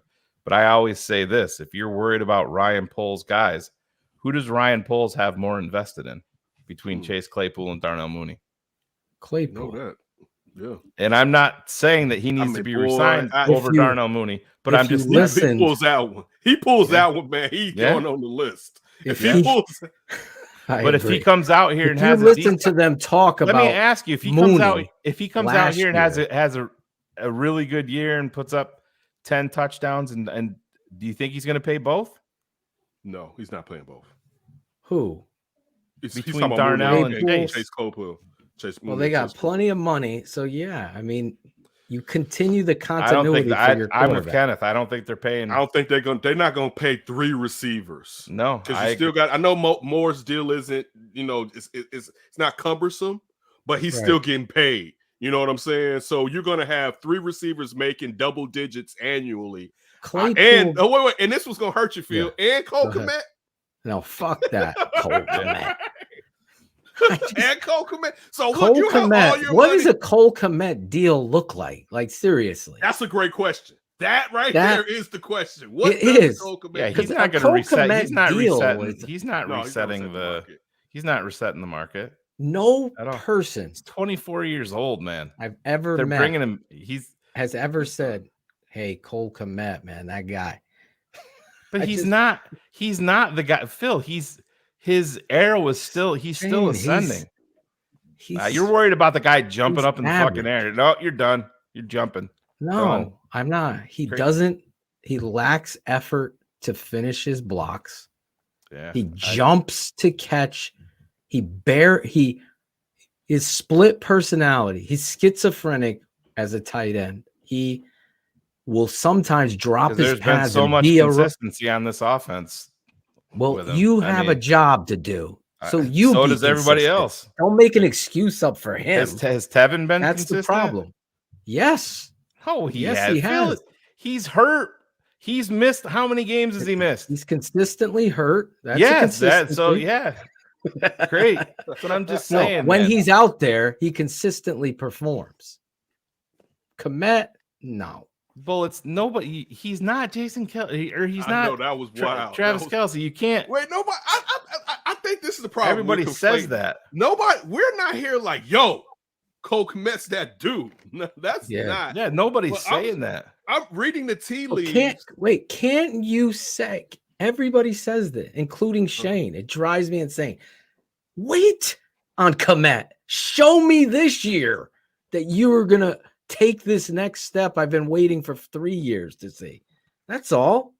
Then I could say get behind it. But yeah, but he's Phil, so inconsistent. If you were looking at a market setting deal, then I would understand your point. I mean, look at Philly. What Philly has lived by the philosophy of paying guys before they need to be paid. I mean, they did it with Dallas Goedert. They did it with Zach Ertz. They've done it with multiple guys, and you may save yourself $3, $4, $5, $6, $10 million down the line. I'm not looking at Cole Kmet's arrow pointing down at all. I think that's I think that's a disservice to Cole Kmet. He's improved every single year in the league with chaos around him. Let's be honest. Well, I guess it just goes back to what I don't think he's ever price going to be is. great. I don't look at him as being great. I think he can be good. I was concerned about him, Phil, to be honest with you, the first 2 seasons. Yeah. I think last year he definitely played better. He did some things where he manned up. He played more like a tight end. I'm big on. I used to be big on what's the tight end the Bears? Greg Olsen. Greg Olsen used to play like a receiver when he was in the Bears uniform. Yeah, and that's not Kmet. That's not who he is. Yeah, Kmet's he's much more rugged. You know, I think Tanyan can make him a better. I think Tanyan can make Cole Kmet a better tight end. I really do with his receiving skills. Here's my thing on Kmet, guys. Like, I've never been wrong on this kind of shit. If a guy gets a ball and you need 10 and he catches it at 7 and a corner fucking takes you down at 7.5, this consistently happens. And I don't forget my rants. I forget every word I said of them, but I don't forget how mad I am. And Cole Kmet is probably in the top 3 that infuriate me, that he could continue a drive if he had any kind of heart like David Montgomery did or the next guy would. Cole Kmet, there's no question he could be so much better than he is. He just doesn't do it. And there's just no consistency. Drop ball here on the end zone. He's got no body control to the outside when he's and then he'll make a play for you, and you're like, okay, he's gonna get it. Then he makes that one-handed snatch grab against Atlanta, and you're like, wow, that's what. Hopefully he's there. All I'm saying is take that next step so I can pay you. And I would never pay him to save money, because the odds are he's just a guy, and that's where he is. So I think Tanyan will be a better tight end than him and more consistent, drop his pads. I watched it on film. As much as Aaron Rodgers probably didn't like whatever their relationship was, at least I saw Tanyan. He's terrible blocker. I'll say that. But when he gets the ball in his hand, catching in, though, Phil, he can't be a better I'm tight talking end than him. Turning and using your size, because they're both 6'6", right? Let me give you these numbers, 6'5". Phil. Mm-hmm. David Njoku signed a 4-year deal for $54 million. He's not going to get that. Nope. Dallas Goedert signed for $4 and $57. He's not going to get that. Hunter Henry signed for $3 and $37. He's not going to get that. So you're looking at 13.6 for Njoku. Goddard got 14.2. Hunter Henry 12.5. So to me, he's financially a step below. So you're looking at probably $11 million a year. So 4 years, $45 million. What you're looking at? Everybody's not going to be a star at every position on your team. I get it. Exactly. He's been a letdown for me on game day. I can feel. Look again. Darnell Mooney has not been a letdown. I think a lot of preaching to the Mooney. I don't know about Shane. You're preaching to the Mooney mob. I mean, I think most Bears fans. I love him. I just he needs to get paid. I'm stuck in my head. If they go out and let's just say they for whatever reason, let's say they both put up 1,000 yards and have 10 touchdowns. Who's the GM invested in more? That's what I come back to. If they're only going to offer one guy, Claypool and Mooney. Yeah, talk about Claypool. The only fear is how Claypool after he gets paid. No, I know. I understand. Because if people view him as being a bit of an ass, you give him some bread. You know what I'm saying? And now he's set for the next. But like your point with Jalen Carter, you love that chaos, bro. Yeah. You know, do it like this though. Say you were going to put money on numbers. And Chase Claypool's 24 years old, and Christian Watson is 24 years old. Don't break up Christian Watson. How no, I'm just saying it breaks my heart. How old is Mooney? 24 as well? 26 probably. I can look it up. Mooney? Yeah. Yeah, he's got to be. Listen, I just know if I was to gamble, I would put my money on Mooney over Claypool. I think most of us would. But it's a Mooney hypothetical. will be 26 in October. It's just a hypothetical feel. All of us know the type of dude that Mooney is. Oh yeah, no, not even close. I get it. But if all things were equal and they put up similar numbers physically, right? I don't know. Let's be honest too. You kind of have somebody that can do what Mooney does. One in your elite receiver, and then he's not the same type of guy. But one of the questions I think I may even ask it on here, as far as can we truly say that Mooney's a burner? You know what I'm saying? And then you got Tyler Scott there. I never thought, and you mentioned the slight frame. I never thought when they drafted Mooney that he was going to be able to be a guy that can do the things that he's been able to do. That's why he was a fifth-round draft pick, because of his frame. Right. Yeah. But he's a dog. He's a dog in the most positive sense. Well, and again, now this Brian Pause there. Pause right there. And this is where Shane, the GM, and you, the coach, they both have the same numbers, but you got one that's a dog and then one that's got size and talent. I tend to I go for the dog. I'm always going to bet on the dog over this guy's got great size and he's got similar numbers. I'm going to bet on the dog. That's where I would go with it. You know, if they both put up. I lean Mooney. I would lean Mooney because me too. Just some of the stuff with Chase Claypool. And look, one of the things that Justin mentioned that he's had an attitude adjustment recently.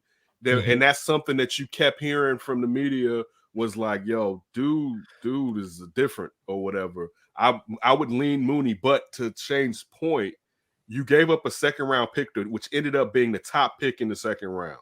Yeah. You could have went back into the first round, or you could have controlled the draft day 2. Right, so just on top of the fact that you traded that pick.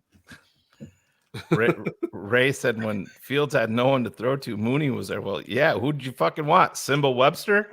I mean, it's a pretty low bar, bro.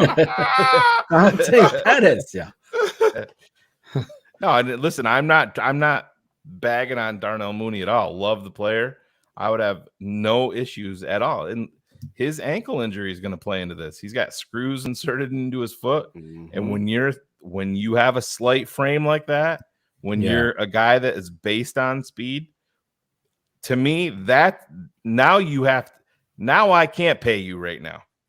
Now I have to see you get out here and prove it more. Totally. Exactly. He has to be. You got to show me you're healthy. But I agree with that. I have in the back of my head, if Claypool, again, I go back to Justin saying we've seen a commitment change in Claypool.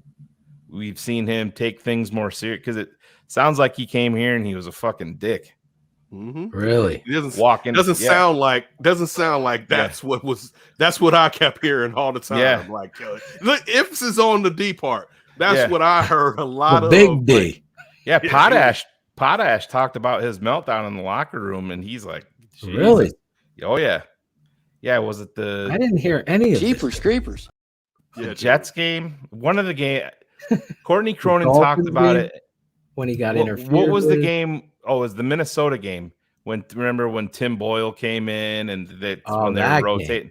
Yeah. So Tim Boyle threw 2 interceptions. Both of them were to Chase Claypool.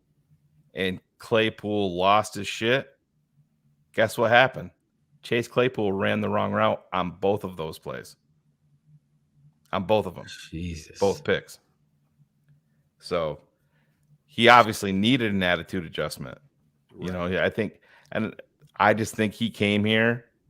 Bears needed a wide receiver. They just gave up a second round draft. Listen, he knew that the Bears were going to have $100 million in cap space.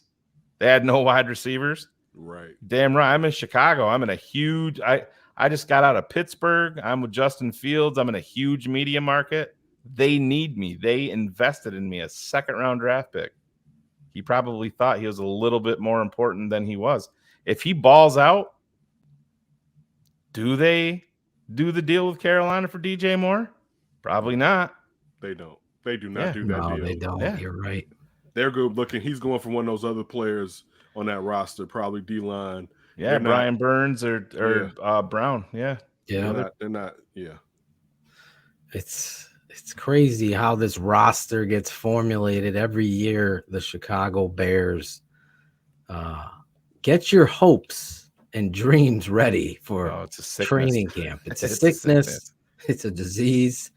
If you're just tuning in, the cure-all for those diseases, we have the great Kenneth Davis at That's Davis podcast, as well as the Under Center podcast on NBC Sports Chicago. You see him on television now. He's becoming a superstar. Oh yeah. Yeah, every Wednesday at 5:30 p.m. they replay it. So wherever you watch your Bulls, your White Sox, and your Hawks, I meant to say, you'll see the Under Center podcast. I think they've been doing it for a minute now. So shout out to NBC. But yeah, you can check out Josh Schrock, Alex Shapiro, and myself talking Bears and talking football in general every Wednesday at 5:30 p.m. on NBC Sports. Love it. Kenneth, let me ask you real quick. You have kids. Do they get to pick their own football? Do they get to pick their own sports teams, or is Daddy directing them down the lane? Because my kids have no. It's like, you got to let them pick their team, and I'm like, that's not fucking happening. Nah, bro. Like my son, like he won for a second. And, sometimes when your kids are going through that phase where they like to be kind of opposite of you. You know what I'm saying? It's like a little competition thing. Yeah. So one of my close friends is a Cubs fan, and he was kind of like thinking, like, did he want to give up his Soxness? And it's like, dude, what the fuck are you talking about, right? Yeah, right. No, I mean, no, I don't. Not really with me. Now, if he wanted a second team, a side piece, you know what I'm saying, I would be fine with that. I used to look. I love the 49ers growing up. You know what I'm saying? That was my little side piece. You know what I'm saying? Where, hey, I love me some I must 49ers. Be a bad dad because I don't even. It never took over the Bears. That slide, yeah. It never took over the Bears, but because sometimes your team is so bad, you need a ray of sunlight. You know what I'm saying? You need to see somebody who's competent. All right, that's not competent, successful at it. But no, my kids don't have an option. They have to root for the teams that I root for if they're into it. My kids, I think my son's now is going out for football. And I've told him for years, like, you need to be watching football. You need to watch football. Yeah. You need to be watching football. You need to be watching football. Right. And it's because these kids now just think, you know what I'm saying, with their devices that, anything and everything is possible. And what happens, like, now you got to bust your ass. Yeah. If you want to get to where you want to get. But again, Shay, no, he has to like my family, not just everyone has to like the team, my home teams. Now, if I'm on something else where, the Bulls suck and I like Boston, you know what I'm saying? That's just me on going off on one. But did you just say if the did you just say if the Bulls suck? I know. Take it. I can't defend it. I can't. Monty Williams just got paid tonight. You see that? He went to he went to Detroit. Yeah, 6 years, 72. 6 years, 72 million. Yeah. Who was go that? Get your bread. Listen, you got to pay me to come. Go from where he was at. Yeah. He was the head coach of the Phoenix Suns. Yeah. Go from being a title contender to a team that's they got talent, but they're at the bottom of what they're trying to start. So and it's Detroit. I like Detroit, but it's Detroit. So you have to pay me. I just wanted to ask you that because I got a lot of friends. They're like, "Oh no, I let my kids pick my their." Mother-in-law questions me about no.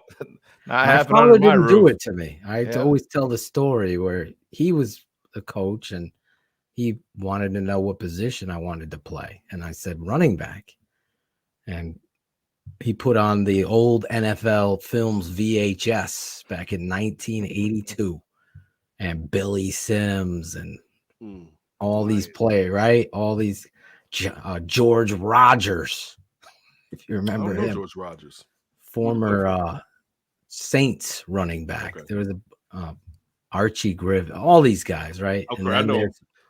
Number 34 right there, Walter Payton. Tony Dorsett obviously was another one. And I was like, that 34, he's like, that's Walter Payton. He plays for the Chicago Bears.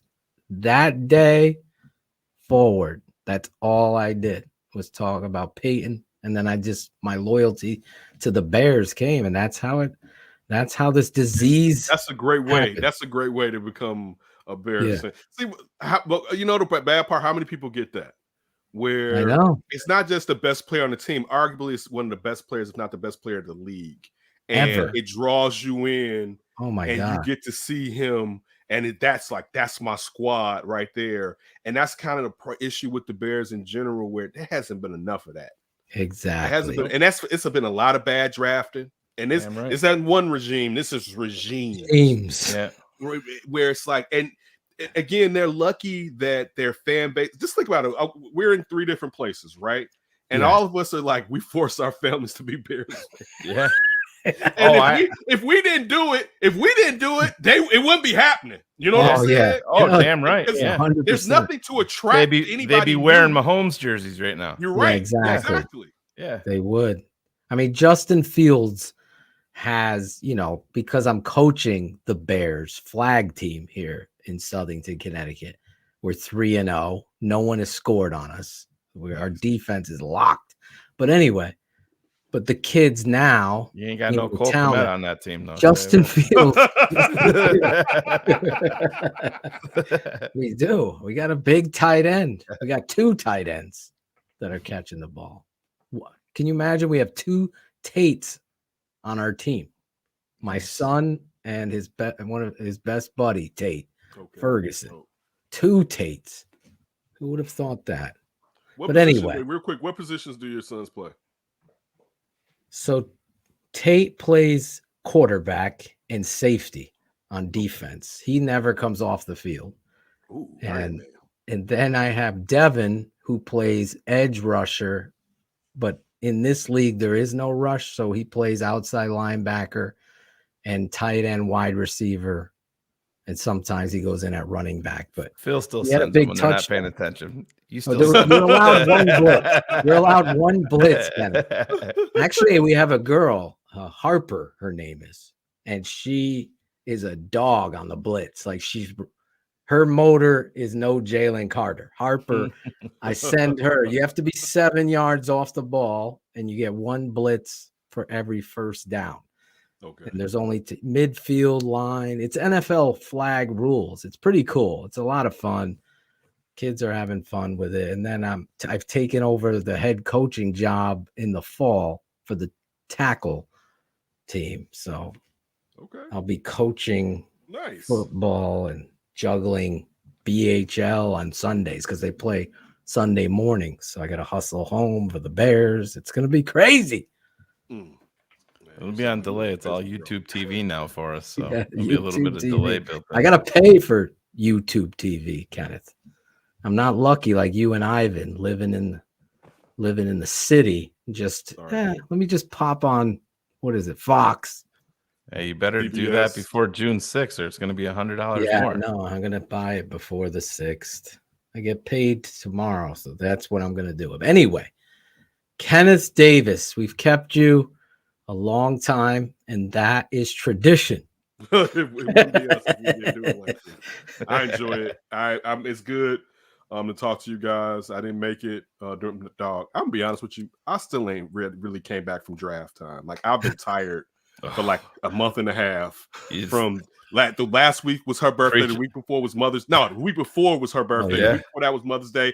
I took her to a concert to see Janet Jackson. We got up to go see The Little Mermaid. My son's luncheon was yesterday. Like it's just been no time to really recuperate. But you guys, I love you all. Everybody what was the over best here. Janet song that she did when she that's performed? too many, bro. It's too. Was she good? To see the pleasure principle live, right? Like all that.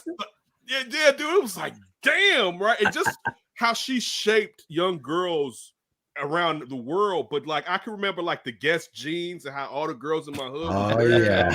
Right. And it's just how like she changed everything. And then that was the first there was actually her second album, but then Rhythm Nation dropped, and it was like, damn, she took it to another level. And Rhythm Nation was so big. By the time that last single came out for Rhythm Nation, that album had been out like 2.5 years. I remember thinking like, this is a new album. It was like, no, that's Rhythm Nation too. It was like, damn, how long is this album?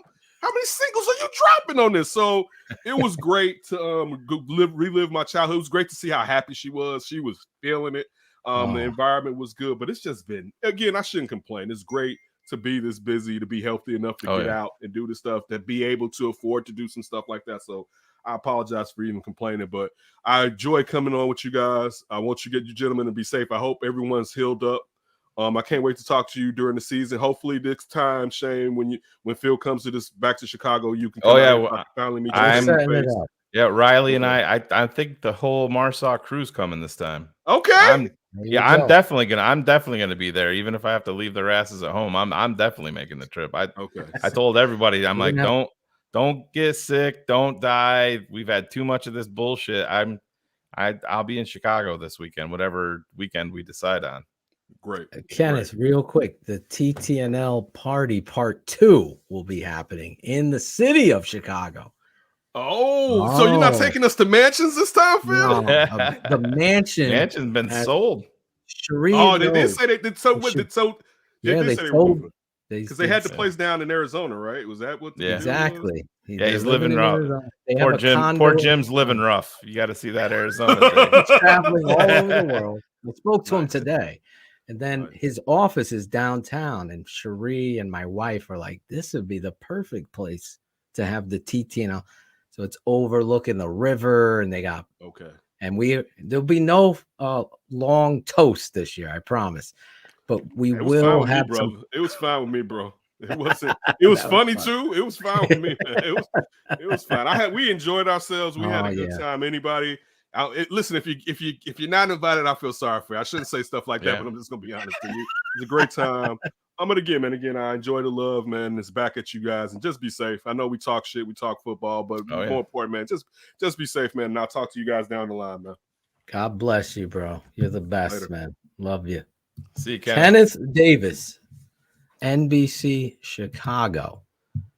What up? Ivan Vargas, TTNL Chicago, baby. Yeah, I am not paying for the NFL package this year. No, I'm not gonna do it. I'm just gonna go.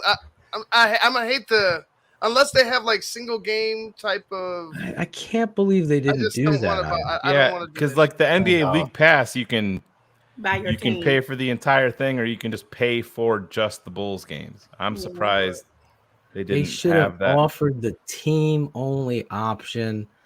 The NFL dropped the ball there with YouTube. They did just listen to the crowd, though. They changed what they announced last week for your home area. See, you used to be able to, you were only allowed to have 3 streams going on at the same time. So I'm like, that's fucked up. You know what I mean? Like, I had DirecTV before. You could have every fucking TV in the house going, no big deal. I'm like, well, YouTube, so I could be on my computer or on my phone, whatever, on the TV. Elo's watching something, not football, someplace, and Riley's doing his thing. So there's your 3. Yeah, you want to do a 4th, you're screwed. But now they're switching it to unlimited as long as it's in your home area. On your home Wi-Fi. Yeah. Gotcha. I don't like it. I mean, I felt like you're already paying a hell of a lot for the package. You don't have to explain it, because if I was living in Chicago, I'm with you. I wouldn't need the NFL fucking ticket. No. I mean, just watch the Bears. That's all I do.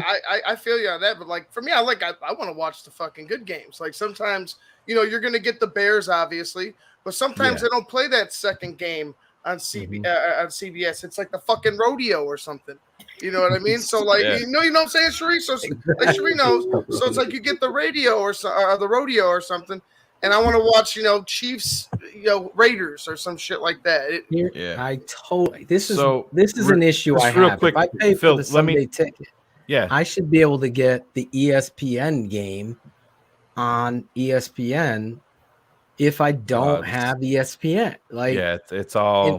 If I have ESPN Plus, Shane, why am I not allowed to watch ESPN Monday Night Football? Yeah, the ESPN Plus sucks. Yeah, like it does. What's the plus for? If I'm thinking ESPN now, the plus is the extra. I'm paying for but no, I can't watch. So I have to get a passcode from fucking Bingo Boy so I can watch ESPN. And it's somebody was asking in the chat about Sunday tickets. So if you get YouTube TV and you purchase Sunday Ticket before June 6th. So if you just get Sunday Ticket by itself with the base package of YouTube TV, it's $249. If you want to put in an extra $50, you get NFL Sunday Ticket plus Red Zone.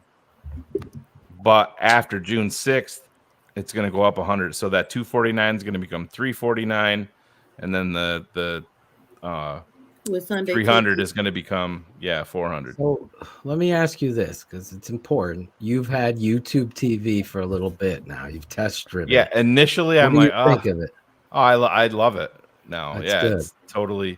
It's nice. It's unlimited DVR. So let's just say if you turned on like The Office, and you just click on Add it to Library, it'll automatically record every single show of The Office for you and put it into you have unlimited DVR. Like you just go to Chicago Bears, you click it, anything Chicago Bears related, they will DVR for you, and it's right there. So it's nice. I like it. I'd been a DirecTV subscriber since 2001, and I mean, I was on the phone with them. I think I told you, Phil, at the time. It was it's like trying to pull fucking teeth to deactivate my account. They were offering me everything but the kitchen sink. I had to tell the dude from India that I was talking to. I'm like, listen, motherfucker, unless you're gonna give it to me for free, I don't fucking want it. I don't know what else to tell you, but Jesus, your boy Gary. Yeah, Gary. Yeah. Gary, where are you? God, I wish we had that drop on here. Why don't we have that drop anymore? Well, because we have a million drops and we got to move shit sometimes. We might have to move some of them. I'm not smart. Well, that's an accurate statement, so I think we keep it. But no, I do. I do. What is it? $72 a month? What's I was the mad bill? about that because they was $64.99 before they dropped this announcement that they was joining, that they got the NFL Sunday Ticket. So I get mine. I tried to sign up through Verizon, but by the time I went to sign up, the price had already jumped to $72. Phil, before you do it, call me because I can give you a referral code. It'll give me a discount and you. Okay. I'm just contemplating, should I get the service for because I stream everything, but I don't like I don't fuck, as Shane knows, and he's the same way. I don't fuck around with a Fire Stick freezing. I can't. Listen, I'll be honest, I gotta have I can get every Bears game for free. I know exactly what to do and where to go. There's nothing fucking worse when you're in the middle of it and Justin Fields drops back and it says, "Oh, this link is broken. You're gonna have to refresh and wait for the next link to." I can't fucking. There's no way. There's no way you or I can handle. Like some people will be like, "Bro, I've streamed this shit on Fire Stick for the last 7 years. I don't know what the fuck you're doing." I'm like, I'm fucking watching every goddamn play. Because if I get a frozen, about that is trying to search to find a good copy or a good view of what you're trying to that's see. the other thing. That's why I gotta make the right decision here. Well, before you do it, let me know because I have the Sunday anybody ticket. else that wants it too. I can send. I think I can send as many. Hit me up. I'll send you. We'll get discounts. I'll send. We'll get it down to zero, baby. Fucking right. Well, that's how I did it with Cars. Is a YouTube TV subscriber. Yeah.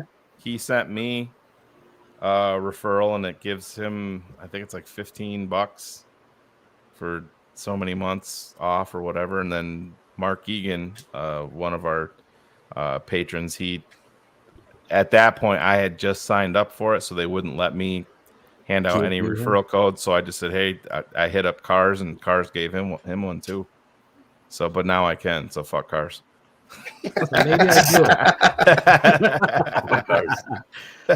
I do it. I try it out. I like it, man. I think it's great. I'm just like, what do you do at night? Like when I go to lay down, I have to watch TV. Some people just go right to bed. I have to watch TV. So I'm usually so fun. Usually what happens with me, I'm in the studio. I have a pretty dope setup. I have 3 theater chairs right here next to me. in front of my big TV. Usually, by the time I get the fuck out of here, done with the show or doing whatever, I will go over and plop down in one of the theater chairs, and I'll be so fucking tired at that point. I'll fall asleep, and sometimes I've fallen asleep and have to get up for work, and other times I'll have the TV on and shit, I don't even hear it. That's my problem, man. Yeah. I want to watch. We were going to start watching Yellowstone since we got YouTube TV. Yeah. She'd want to, because Oh, you can catch up on all of that? Yeah, you just add it to the library and it fucking it sorts it by order. It sorts it by seasons, everything. That's nice. All you do is hit add to library. Yeah, it's a dope setup, and it's going to give you all your locals, like your local. Another thing, if the Bears are on a local, which Claudio, you and I know, they play the Bears here in Connecticut a lot. They become like week 1, the Bears are the game of the week, right, on Fox at 4. So I'd have to have my local signal, which I have one of those little, I don't know if you've ever seen them, the antenna that you stick on a window. But if you had YouTube TV, you wouldn't have to worry about that. Exactly. You would just go to 5, and it's usually your locals are like if you bring up the guide, your locals are the first. What is it, Sharif? First 4 or 5, whatever, yeah. So no, I would. Now, can we do what Cal is saying? Is this a way around it? Sign up for YouTube TV. Download a location changer. Yeah, I'm sure you could, but the problem I know that, like I said, they're changing shit. Yeah, all the time, and they just get your IP address and they see that it's. And a lot of, just like with the betting sites, a lot of that stuff, if you don't allow them to find your location, you can't use the service. Oh, really? So it's one of those things. Ivan bought it and shared the password to me, like we used to do with. No, because it's the same type of deal. It's in your home. They'll see your IP address. They'll see the location. I gotta get YouTube TV to be a sponsor. I know. I mean, what the fuck? This is like a that carries right. Advertisement for YouTube TV. Well, it's a mixed review because there's the pros and cons. Yeah, and that's another thing. Like you can have Bullets put that up there too about the quad screen. You're going to be able to have 4 games on your screen. Oh yeah, at once. DirecTV did that. That was good. Yeah, but when the Bears are, I don't even want people, like my son is fine, but I don't want fucking friends around. I don't want people talking shit. Nothing. Remember, DirecTV used to have 8 games at once. Yeah, that was. And amazing. then you could yellow pick one, and the audio of that game was on, but you still could see everybody. Yeah, you're right here, Bullet. If you go out of town and try to watch TV on your phone, it will ask you if you've moved locations. Mm-hmm, yeah. Every time I go that's a scary thing. So wait, so it won't let you watch it if you're not. Can I watch it on my phone? It depends on the location, because like if it's a regional game, right? Like let's say for me, if I go up and visit my in-laws in Cheeseland up there, it'll tell me as soon as I cross whatever threshold it is. Typically after we cross or right before we cross the border, that you're out of location, you're out of region, and then it switches all the channels to Wisconsin channels. So if the Bears are playing and the Packers are playing late, then they might have the Bears because there are a lot of Bears fans in South Wisconsin. Yeah, but I wonder for the NFL ticket. Us, NFL ticket. Can we watch it on our phone? That's the key. I think it's with it being through YouTube TV. I think it's the same type of deal what Ivan's talking about. Will it be the app though? Like I used to watch Sunday Ticket on my phone. Like you can do it directly on YouTube. Yeah, but they let you. DirecTV, you could do that. It was like Netflix, and I know I've been saying this for a while, but Netflix is supposed to be rolling out a new thing where they, like, if you gave me your Netflix password, you can't do that. That's not supposed to be.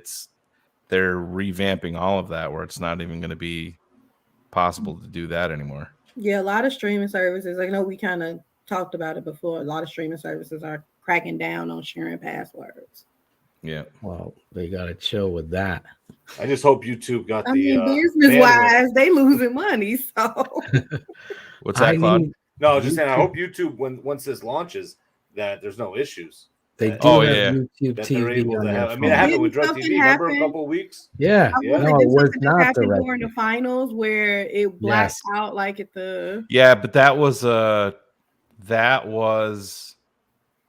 what did they say? It was something about the advertise because there was a commercial on, correct?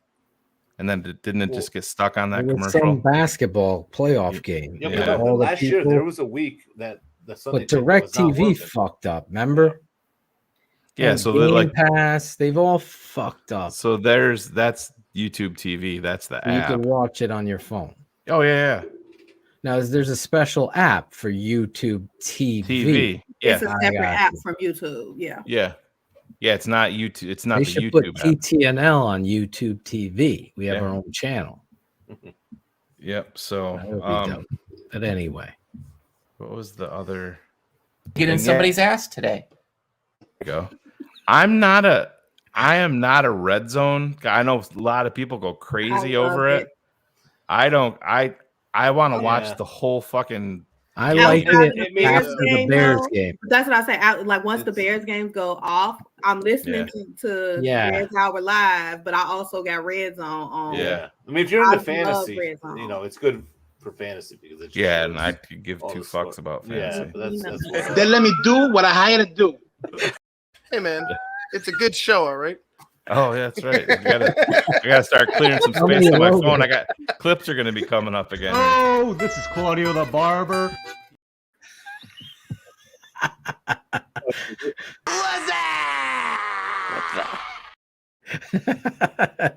Jimmy, it's a one-time payment. So when you sign up, they take the money out at once, Yeah. but it's good through the season. $249. Yeah, and you can go to. There's a section for it right there. It shows you what you subscribe to, and it's got the NFL Sunday ticket. It's just not active yet in season.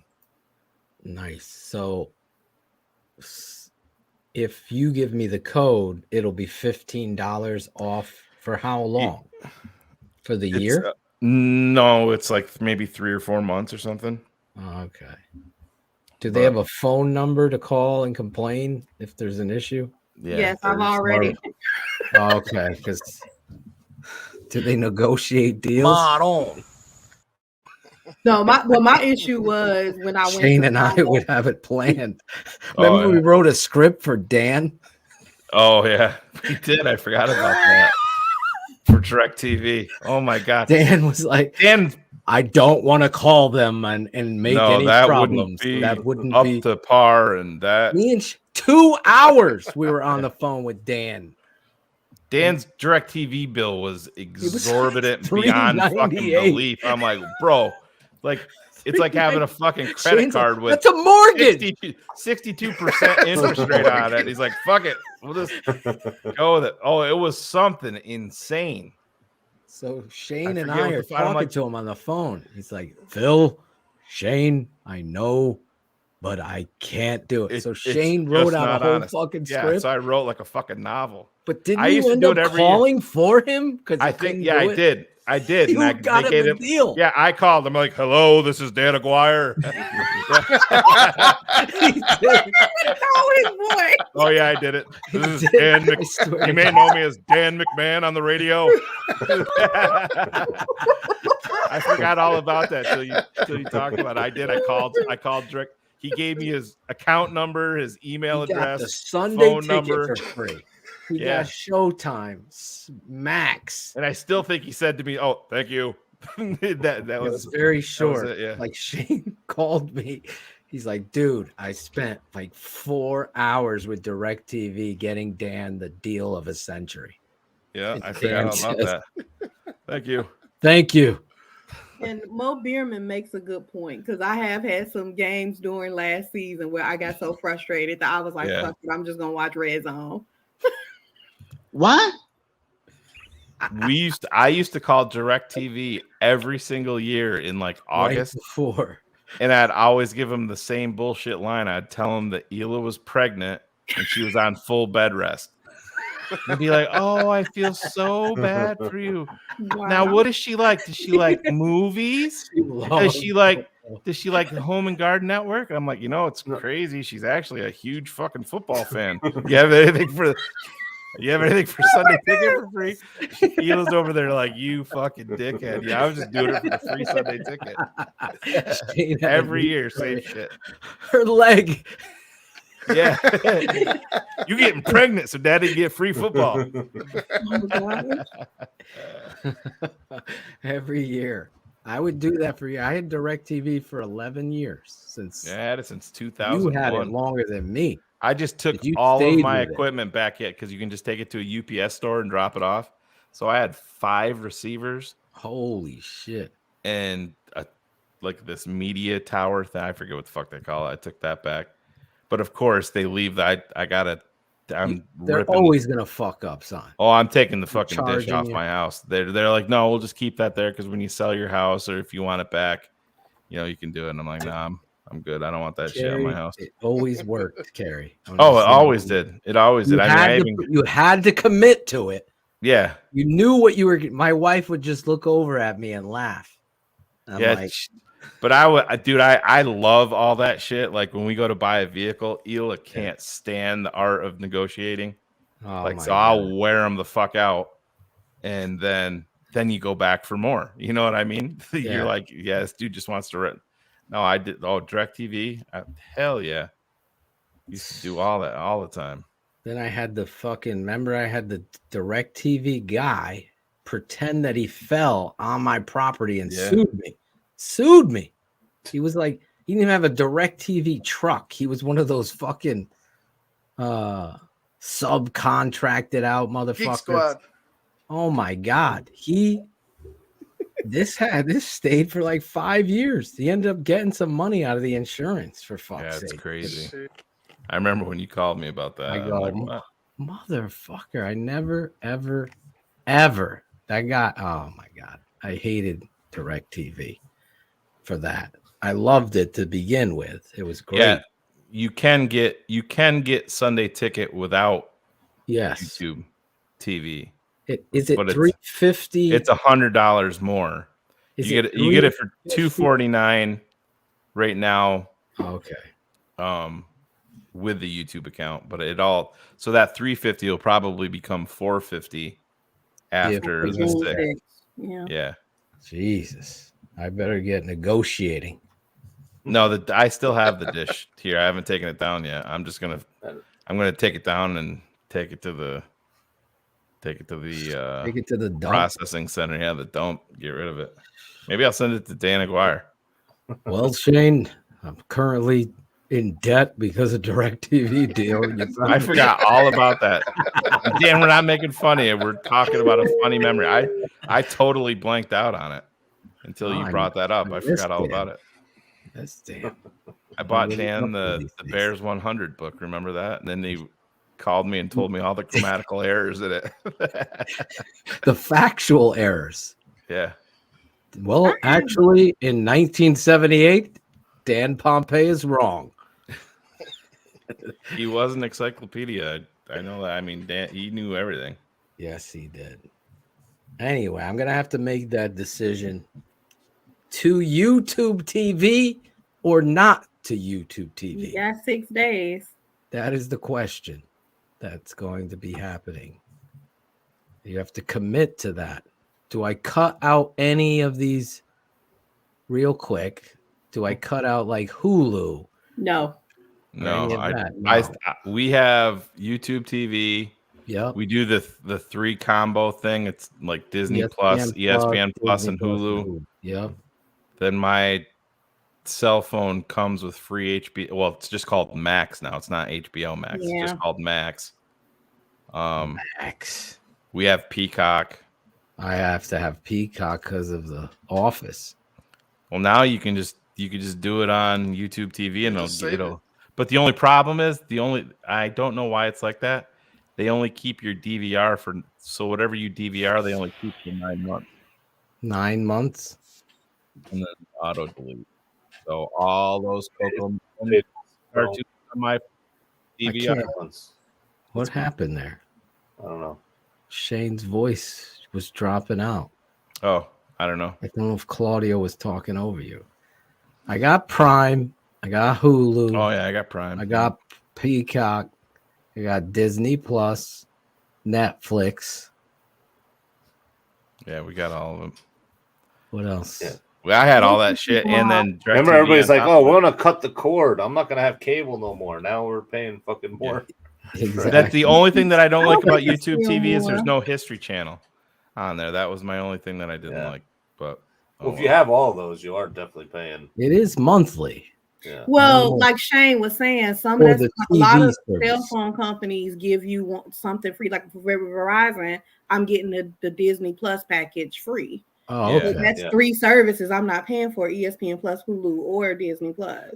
right, yeah. See, I just switched over to Verizon Fios for my internet a couple of weeks ago, and like Cherie said, they'll give you they give me Disney Plus, but it's I don't know. I guess they make your account inactive while you have the free part of it. It's for promotional. It's for some specified amount of time on mine because it's just the internet. Do you have?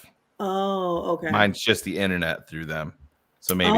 Okay. Because once I did it through the cell phone. That's what I was telling you. If you switch, if you do both, you'll get half off. Yeah. For your internet, and you can get all of the Apple stuff. But then they also gave Apple me TV is great. They gave me a $200 Home Depot gift card, a $100 Verizon gift card, and a free Xbox Series S on top of it when I did my internet. Just giving it away there. Yeah. That's where with the cutting the cord, the cost of internet is where a lot of people got hit because a lot of the cable companies, when you like, I just want internet, they're like, oh, we're gonna charge you more because you're not getting a package deal anymore. So exactly. That's if you stream, crazy you need to have a faster internet if you're streaming everything too.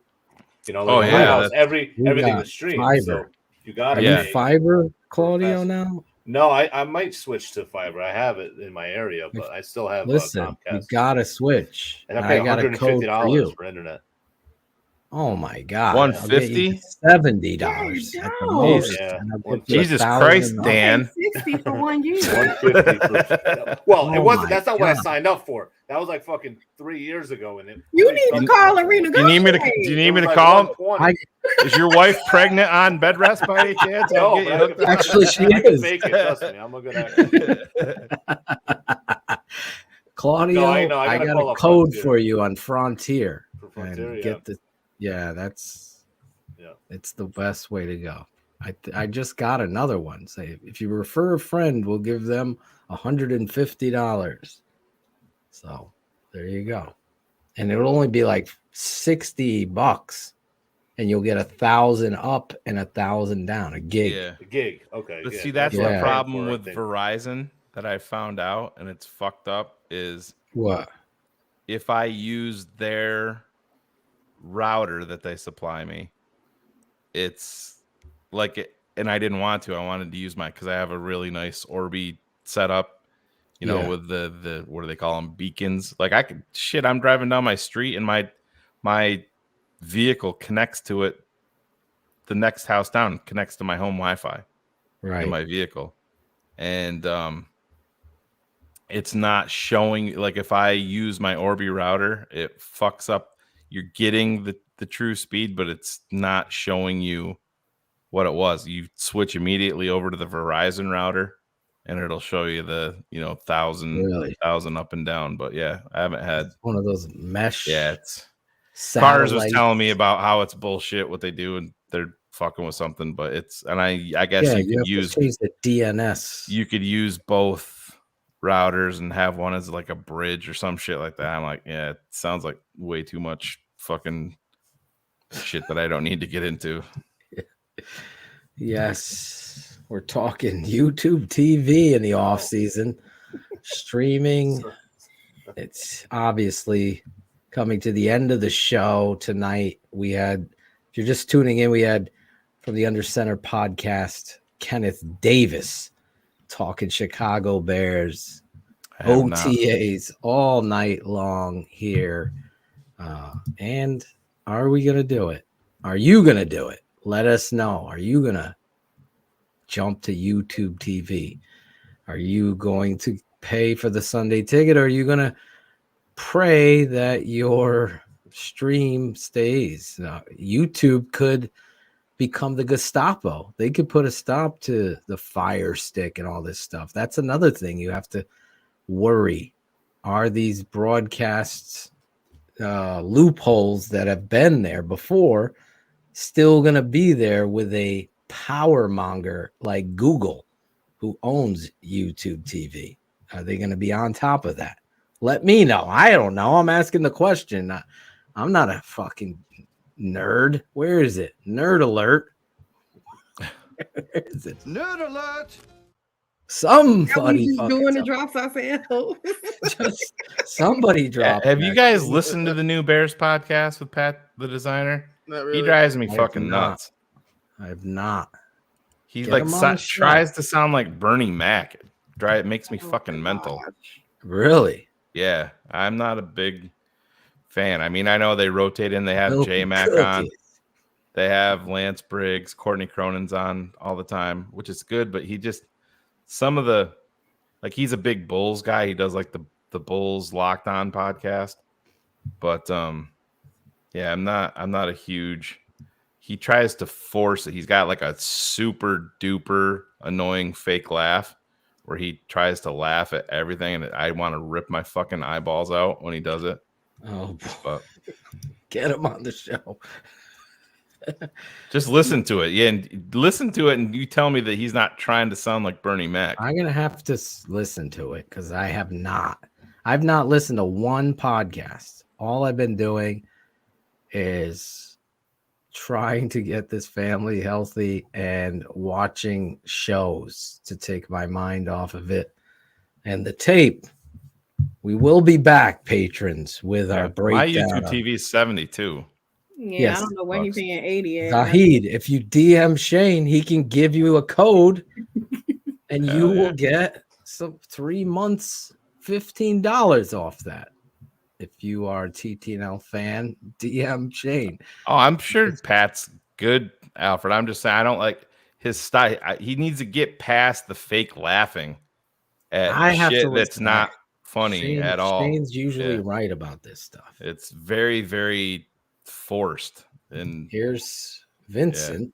He acts like he knows football, but he can't handle the I'm sure he's a great I'm that. sure he's a great dude and everything. It's just like I said, I'm pretty particular when I hear shit like that. And you guys give it a listen and tell me if you hear Bernie Mac and the fake laugh. Drives me nuts. Yeah, corny. That's how I'd label it. Well, I'm gonna check it out this weekend or tomorrow. See what it's about. But anyway, you know what time it is in the show. I will bring. Do you want to address bullets? We don't have the game yet, but you can give them a time of year it's going to be. We were shooting. We were shooting early, but Phil fucked that all up. Flip it. Well, I took a coaching job to coach in the town for my son's tackle football team in the fall. So I'll be the head coach of that. The season ends in November. So sometime in November after is when it's going to be. Me and Shane and the family have to lock in the date. But, I mean, we went last year in December, right? It was November because we went Veterans Day weekend. So we'll be done by November 9th, Phil. I believe it ends that first weekend in November. I got to get confirmation. The Panthers game, DJ Moore returns or plays against his old team. And I think we talked about what bullets. You got to fucking. Yeah. You're a Bears fan. Don't complain yes, you about will, the weather. Bullets. Yes, you will, Bullets. Fucking, we had heard his dick fell off a long time ago. Fucking little heat pads. Put those little heat hand warmers down your face. All right. Bring the poncho again. Bring the poncho again. Just bring in a couple extra layers. All right. Bring in a few we'll have more some layers. Tequila in the parking lot. Fucking Ivan went to the 0-degree game in a fucking pink rabbit suit. So yeah, the Panthers game's a Thursday night game. So that'd be different. So it'd be even colder on a Thursday night. But that'd be cool though. And once you get numb, it's not that bad. Have a nice long weekend. If the dick falls off, you won't even feel it. It'll be frozen. So we go there for the game and stay there for the weekend? I don't know. I don't know how that would work. Anyway. I'm sure there's going to be a lot of watch it at fun. Ivan's house. He's going to have a pirated version of the Bears game. We could all hunker down at the Vargas estate. Well, then at the next game, the next home game after that is December 10th. There you go. Against the Lions. Let's go. Part 2, Sheree. Lions Bear. Demo. Sheree does not seem the next impressed. home game after the Panthers game. Come on, that is Maybe we should just make it a road game this year. Could blow everything up. We could go to Sheree's neck of the woods. We gotta bring I'm going to that game. So where the Commanders? Yeah, we gotta bring you to Chicago. I know people are going to. Mike V and his wife invited us to go to the Saints game in New Orleans. Oh, that would be nice the dopest.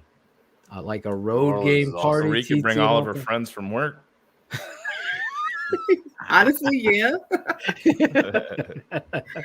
Oh my God. We'll figure it out. There was something I was going to say and now I've just fucking forgot it. I think that was what I was going to say. I think Shane had a great idea that we can patron stream the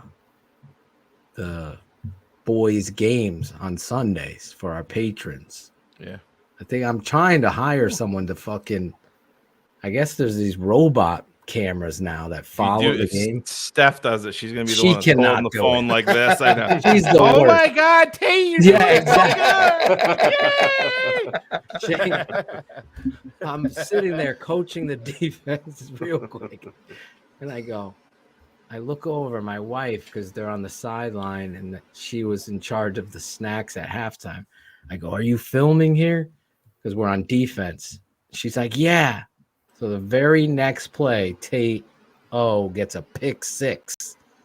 Like he just bolted with range in front of the fucking receiver and takes it to the house, right? So I'm like, you got that. That was awesome. What a great play. I go, we're going to have to send it to TTNL. I'll have Shane put it up on page. Oh, I missed it. Oh, damn. Damn it. She does not film one play. I missed the 80-yard touchdown. Yeah, exactly. Tate was crying in the car. Like, I wanted Shane to see it. I was like, we got to get a cameraman out there. Oh. Fucking Claudio show up. I don't. Zahid talking about the taxes. They just take $72.99 out of my account. Yeah. So. I don't know if I think the taxes are included, Zahid. Zahid's T-Mobile, Hard Knocks with the Atoshans. That'll be it. Yeah. Another quick fun When's that going to story. be announced? I don't Who's know. going to be in the Hard Knocks? Real quick, last week, I'm warming up before the game with the kids, right? And we're doing an in and out route. See, I got to call these things what they are to these kids. So you press inside and then you go outside. So I'm doing this, and some of them are messing up because they can't figure it out and they turn. So my dad is at the game. He gets out of his chair. He comes on the field. He's coaching him up. I'm like, how do you not film this, Steph? How do you not film it? She's like, oh my God. My dad out there at 83 teaching. Joe, you can go shit in a hat and get off the field. You're going to run your route like that. Shit in your hat and get the hell off the field. Phil, you should play the girl at middle linebacker. He's like, when you catch the ball, get up the field. What are you doing? Oh, it's great. Anyway, let's go. Shout outs, the short version of shout outs. We love you guys. We love you fans every week. 500 of you tonight. Hopefully you smashed that like button. If you forgot to do it, get over there, do it. And everybody, what were you saying? You got some time, patrons. Go update your payments. You got some time. So it's the first of the month. Get up, get up. Trust me. I always look forward to Bullet's text message asking me how many people didn't update their payment on Patreon. Tomorrow is the day. Usually, right? it ranges anywhere from 40 to 60 every single month. Holy shit.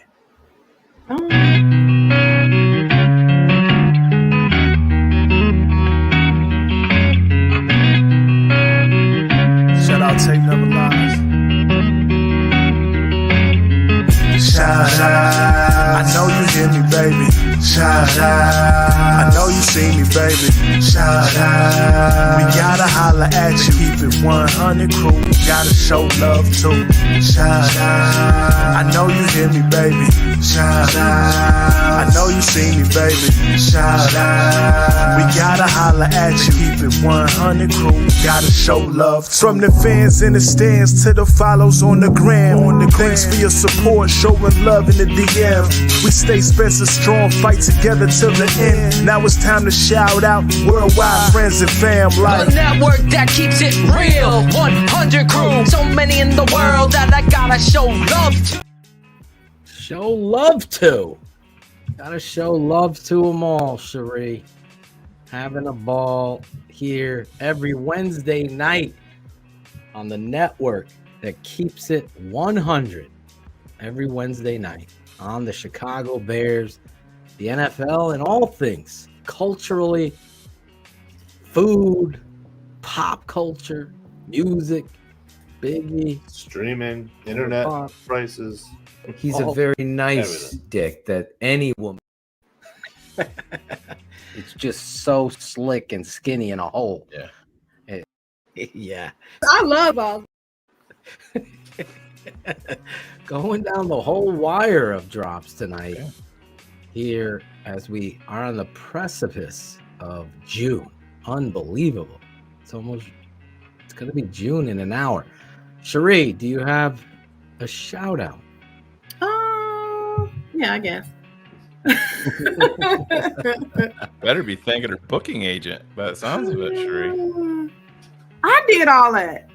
I got the discounts through my military stuff. I keep my friends up. Can I borrow your discount code? No, I have to be going with you, so. Oh, because I have to show my ID. Jeez, you know how pissed off your mom would be, Cherie? She went on vacation with Phil. Speaking of which, she'll be in town June 10th. She comes. I love Cherie's mom. We're celebrating our birthdays together, so. Oh.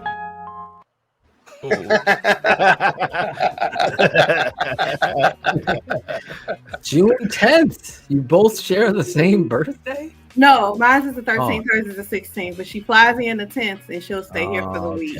Yeah. Nice. My daughter's is the 3rd. Yeah. My father's is the 5th. All these Geminis, yes. Anyway, the 5th, shout out to the 13th. Shout out to all the Geminis. That's my shout out. No. No, shout out to you guys. You know, another fun night. Great interview with KD. Thank you all for doing what you're doing every week and day in and day out. Even though y'all be having your own stuff going on, everybody's sick, and so it's appreciated for me and as well as the fans that you guys still show up every week to give us a good show. So shout out to you all, and that includes you too, Claudio and Ivan. I know y'all got sick. Oh. Yeah, definitely.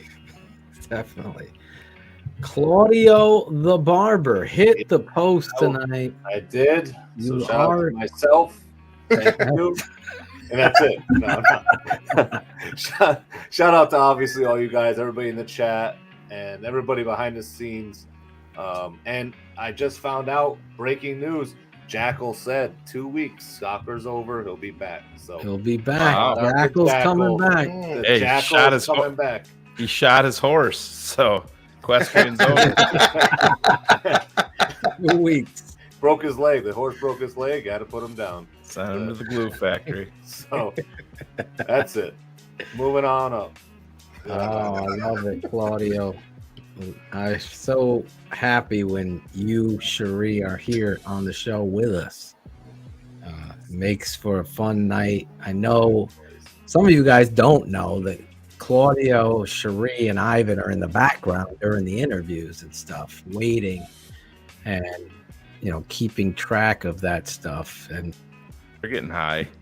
Tell them the truth. Yelling at their kid, whatever it is, but they're there. We're monitoring that chat. Monitoring the chat. Trolls, looking for sex bots, Russian bots. Yeah. We haven't had a lot of sex. Yeah, we bots haven't in had a lot of the sex bots. Yes. Now that we've said it, I'm sure there's going to be hate that It'll come be from. back.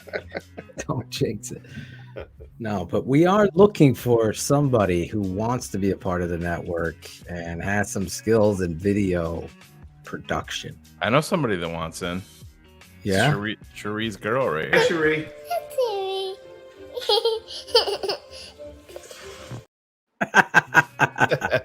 That's a great video. She's cute. She is cute. That's my bestie. That's Shane's daughter, for those of you asking. It is. She's a fucking talking now. She's talking. Yeah, she sure is. She never Crazy. shuts the fuck up. Anyway, Ivan Vargas, do you have any shout outs? Just shout out to you guys. Great show again. Shout out to KD. I love seeing him do his thing. Yeah, you know, just moving on up for Kenneth Davis. So love seeing that. You know, love everybody in the chat. Good show. Other than that, man, I'm good. Love it. Awesome. We appreciate you, Ivan.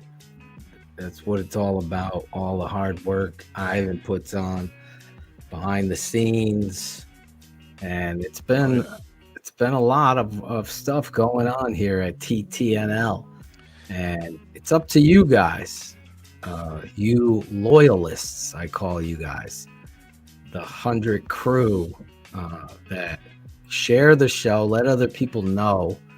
I mean, Bullets is out there in Kansas City handing out TTNL cards. People are sharing, letting other Bears fans know. And that's really where we need to go. Smash the like button and let other people know. If you're not subscribing, I don't know what you're doing. Everyone in the chat loves you, Ivan. So, I don't know. We'll see. Shane, you have any shout out? No, keep it short and sweet like always. Shouting on my daughter. Terrible twos started a little bit early for her, but she turns 2 on Saturday, so we're gonna have I have to work, unfortunately, so we're gonna do the party on Sunday.